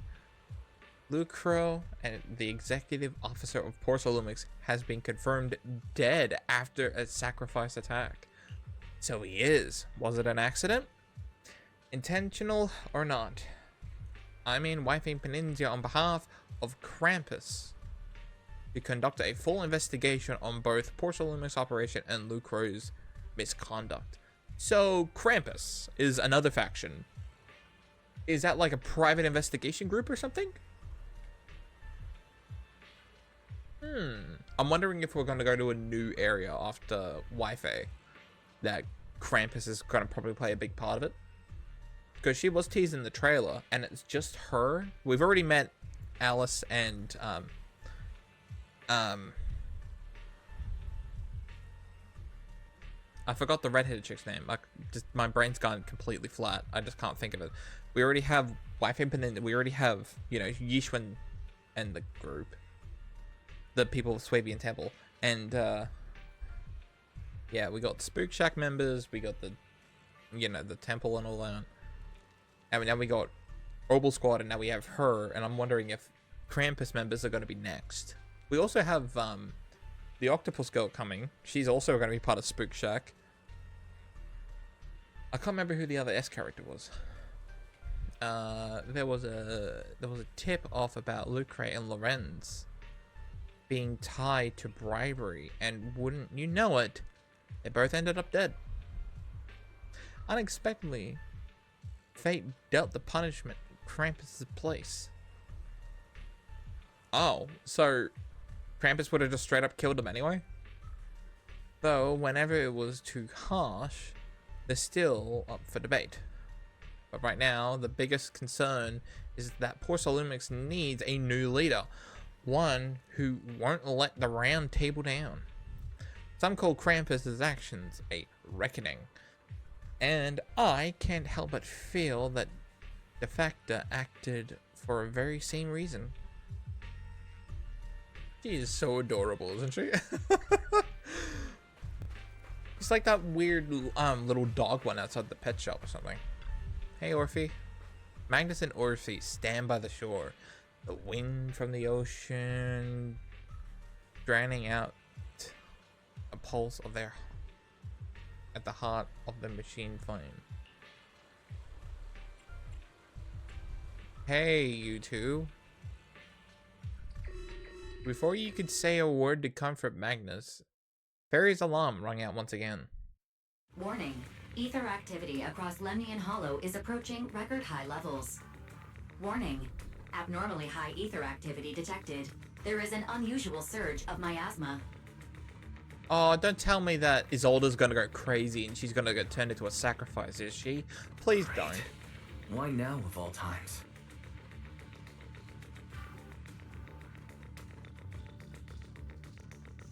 No, I'm just going crazy.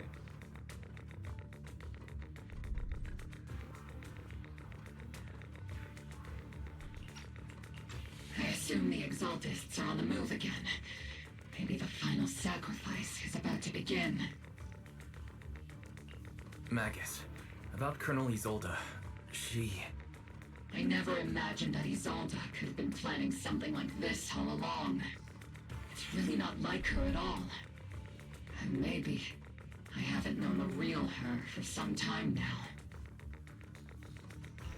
Sorry, Magus. I know your feelings must be pretty complicated. But the situation in the Hollow. All right, no need to comfort me right now. Besides, I can see how worried you are. I am a seasoned soldier after all. Don't underestimate me. The Exaltists, the Obscura, the sacrifices, all these factors coincidentally paved the way for Isolde's revenge. And now that Isolde has fled into the Hollow itself has started to undergo some unusual changes. If Isolde has broken the soldier's code, I won't let her off the hook.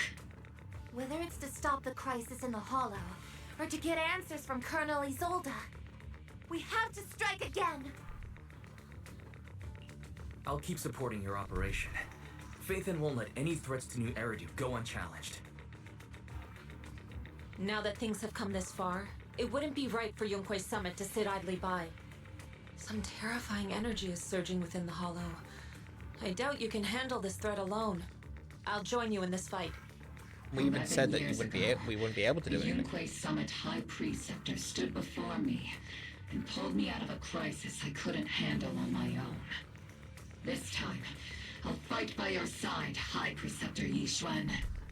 I believe the High Preceptor from 11 years ago would be proud to see this. Would have also been her sister. The city's defense will be in the hands of the military and the other disciples. I'll be joining Shifu to support your mission. Oh. Robo Squad, gear up and get ready. Let's go, bro. Is he gonna become a character later on? Because like he wasn't. Like nothing's really pointing out he's gonna be a playable character. The Limian Hollow is active. They're at high risk of secondary disasters or even a direct eruption. Colonel Isolde disappeared into the Hollow as well. Regardless of why she did what she did, we have every reason to bring her back. Obel Squad, gear up, get ready. Attack now. Let's go. I hope she doesn't go crazy and turn into an ethereal or something. I don't want that to happen. And hopefully they can just, if she has to get court-martialed, just make it where she has to be like, you know, the mental stress or emotional stress has been weighing her down for the years. The miasma inside the Hollow is gathering around that tower. Oh shit, that If looks we cool. let it continue gathering like that, the consequences could be pretty serious. Warning. Ether activity in Lemnian Hollow has surpassed record levels. Then let's find out what's going on in there. And no matter what happens, we must stop it. Warning. Ether activity in Lemnian Hollow is still rising at an increasing rate. If we don't manage to put a stop to this, will something terrible happen? Warning. At the current rate of expansion, Lemnian Hollow will breach the Zenless limit within 7 hours. The Zenless? Oh shit. Crushed nutshell. Like a popped balloon. Not now, Seed. I won't let that happen. Yunque's summit will not back down. It's like He better a not scene die. straight from the underworld. Where did Isolde go after taking this path? And why? Okay, I know there's like the whole thing, but the guy that's on the far left, right, he better not die, right, because like, I don't really know that much about him, besides I know he has a sister like, you know, Weiss does, and he has like trouble sleeping, just like us, but I'm just saying, is he gonna die? Because it's kind of weird for him to be here, and not Fufu, and not the panda, right? Like, why aren't they here? I know they probably have to protect the temple, but then why is he here and not Fufu or something? You know, I'm just saying he kind of has a death flag. Prove me wrong, game. Let's move forward. Whether it's to find Isolde, to stop the Exaltist, or to prevent the worst from happening. Obel Squad, gear up and prepare to move out!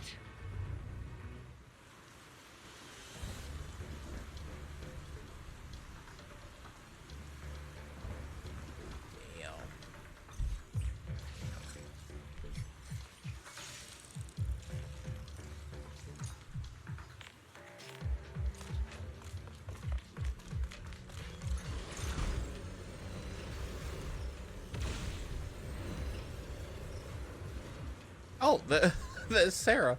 These devices are converging the miasma in a single location. The miasma here is way too thick. Even I have my work cut out for me trying to dispel it.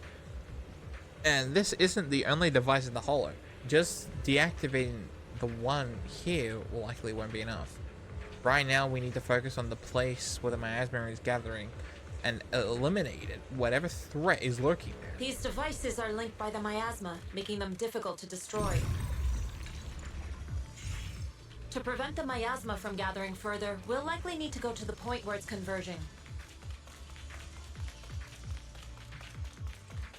Pick up the pace and stop Sarah from activating more of the miasma devices. Leave it to me. Take this! Concentrate. I've been on standby for a long time. What the?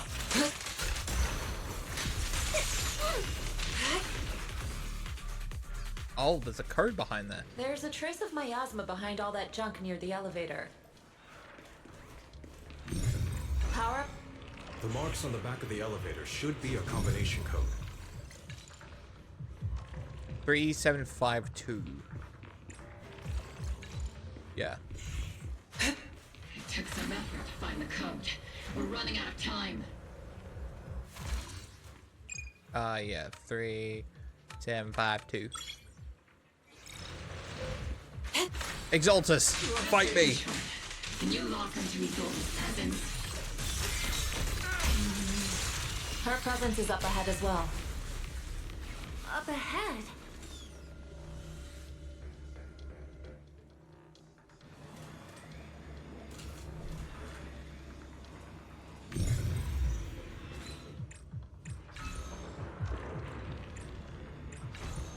No! Ah, shit.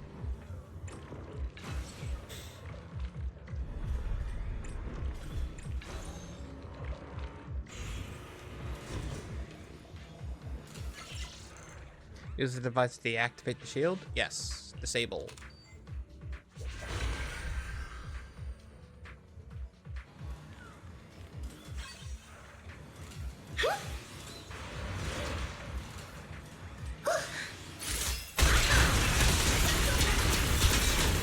God damn, man! Device up ahead.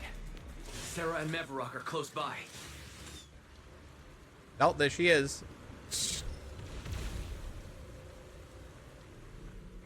Over there. It's a beam from a miasma device.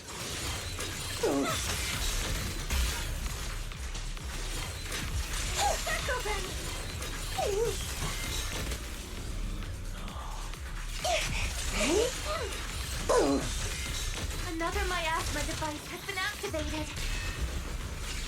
Let's get going. They're activating the device.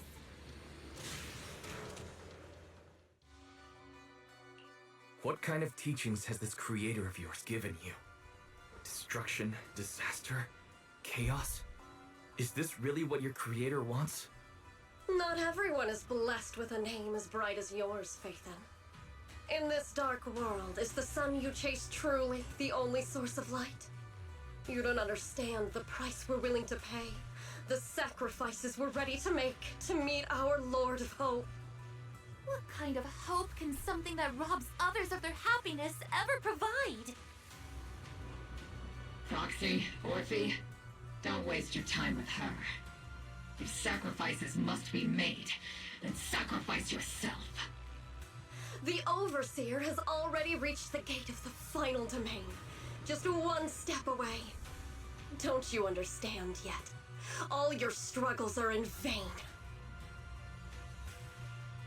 Sarah, a high-ranking Exalted, swiftly distances herself and heads towards the unremarkable fissure nearby.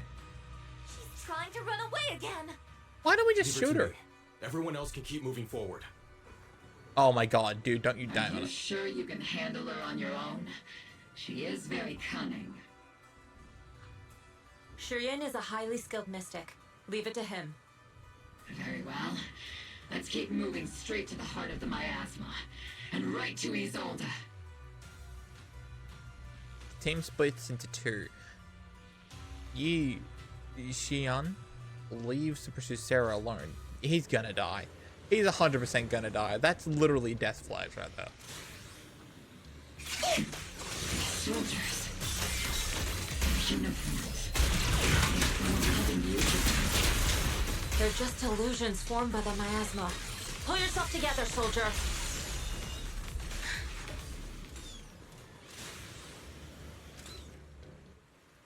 You sure took your sweet time, my dear unwelcome guests.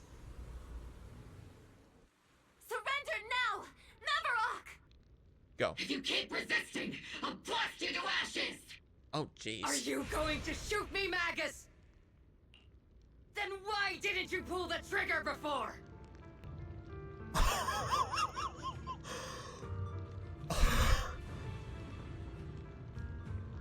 What?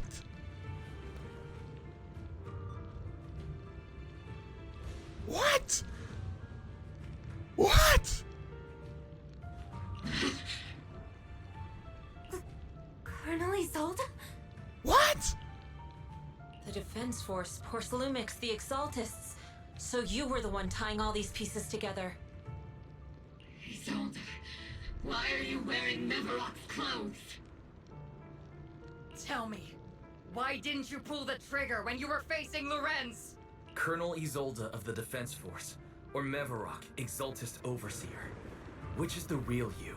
The Defense Force moved under your command, and the Exaltist's followers struck back at your signal. You were the one orchestrating both sides all along. My god, she's Palpatine. She's literally fucking Palpatine. That must be why there was a blind spot in your intel. It was all just part of your own game. You plotted this whole charade to divert the Defense Force's troops, which means your real objective is... You're a sharp one, Phaethon. You've caused us plenty of trouble, but some fates are unavoidable. As for my true purpose, my followers haven't lied to you. It's all for the final sacrifice. Oh my god. Oh my god. You know what was a dead giveaway? The fact that they were resurrecting, or they were using, like, the old Capital military uniforms before, like the zombies from earlier. And it was like, why? That's why. Because she's trying to resurrect her dead comrades. That's what she's trying to do. I think. Don't quote me on that. So you were the one behind all the tragedies in Wi-Fi Peninsula. Is that right, Isolde? And tragedies? I only ever sought to avenge our comrades. I painstakingly wove together the justice you so desperately desired. But yes, it did end in tragedy. What pains me the most is your betrayal, Magus. You had our mortal enemy in your sights, and you were too weak to do anything. Over the years, Captain Magus has been conducting investigations within the military and has constantly encountered strong opposition from within. Magus! Why didn't you pull the trigger when you were facing Lorenz? I am a soldier of Obsidian Division. I cannot shoot anyone who isn't an enemy combatant. I am a citizen of New Eridu. I have no right to take the law into my own hands against anyone. And I am the captain of Obel. I cannot let my own hatred put everyone behind me at risk. Huh. I'm sorry. I forgot you'd forged new bonds. Then let me mourn alone. For the souls no one else remembers. The sacrifice is about to begin. You are welcome to witness it. Stop her! A surge of violent miasma fled up around Isolde, forcing Yishun, who was casting techniques in Obel Squad, to retreat. Holy shit. Why did Isolde? Why? 11 years is plenty of time for many things to change. Who once walked side by side. How long has it been since I worked alongside Isolde? How long has it been since we walked side by side? Come to think of it, I might not be older than you, Captain Magus, so perhaps I shouldn't be lecturing. But I have also gone through many partings, moments of loyalty and betrayal. And regardless of the reason, turning and betraying who you once were is always a regrettable thing. Man, this is a really long elevator. Oh. The gathering point of the miasma lies just ahead of us. Is Colonel Isolde there too? This Magus. Isolde has most likely committed some unforgivable crimes. I understand. Don't worry. I'm a seasoned soldier. If she has truly betrayed... I kind of wish the audio lines could Colonel look Isolde, faster. You have Faster. committed a serious crime. Please cooperate with our operation and return to New Eridu with us to face Dude, I judgment. can't believe she was crazy, man. So foolish.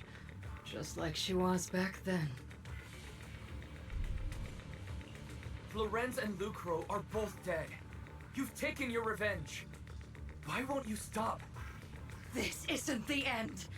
Those fallen soldiers will never come back. No. How can the city possibly repay the debt it owes them? By continuing to be live. honest, I'm not sure what kind of world the Creator will bring, but at least it'll be different than the disappointing one we're in now. Right, but like that's the thing. Like all the soldiers, like even in real life, like the ones that gave up their lives fighting in the world wars and all that, because they were doing it because, you know, it was against, you know, Germany and Russia, mainly just Germany, mainly just the Germans. But it's just like they were doing it to make sure that their home and their country would continue to grow in the way that it's growing. Right? And I mean, that's where we are now, right?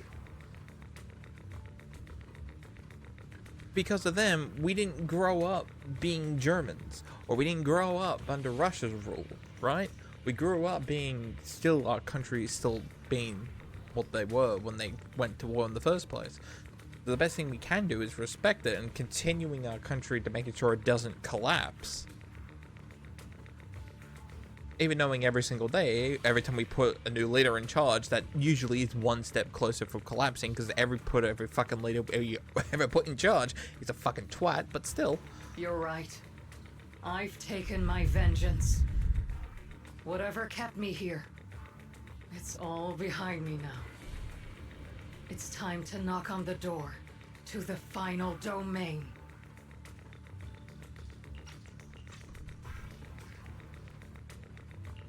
Are you a soldier protecting the city? Or an overseer wreaking havoc? Isolde. Or should I say, Mevarok? It's just a name, young proxy. Just like you wear the name Phaethon. To the world, Carol Arna is the name of a sinner. But there are still those like you who believe in her innocence. If I don the name of a sinner for those whose names have been forgotten, does that make my justice any less true? Even if it was for the sake of revenge, why did you choose such a twisted path? How would you carry out revenge then? With kindness, justice, or love? These tainted hands are all I have to depend on! Turn back, Isolde. They're gone. And I don't want to lose you too. I've already come this far. So let's skip the empty reassurances and heart-wrenching farewells. Let's settle this with guns and blades, just like real soldiers would!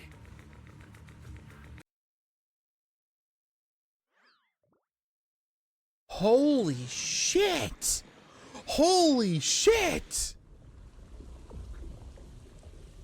Was I supposed to say that? Don't be so naive. Revenge is a path of no return. Oh, she has an army of zombies. Onwards to battle!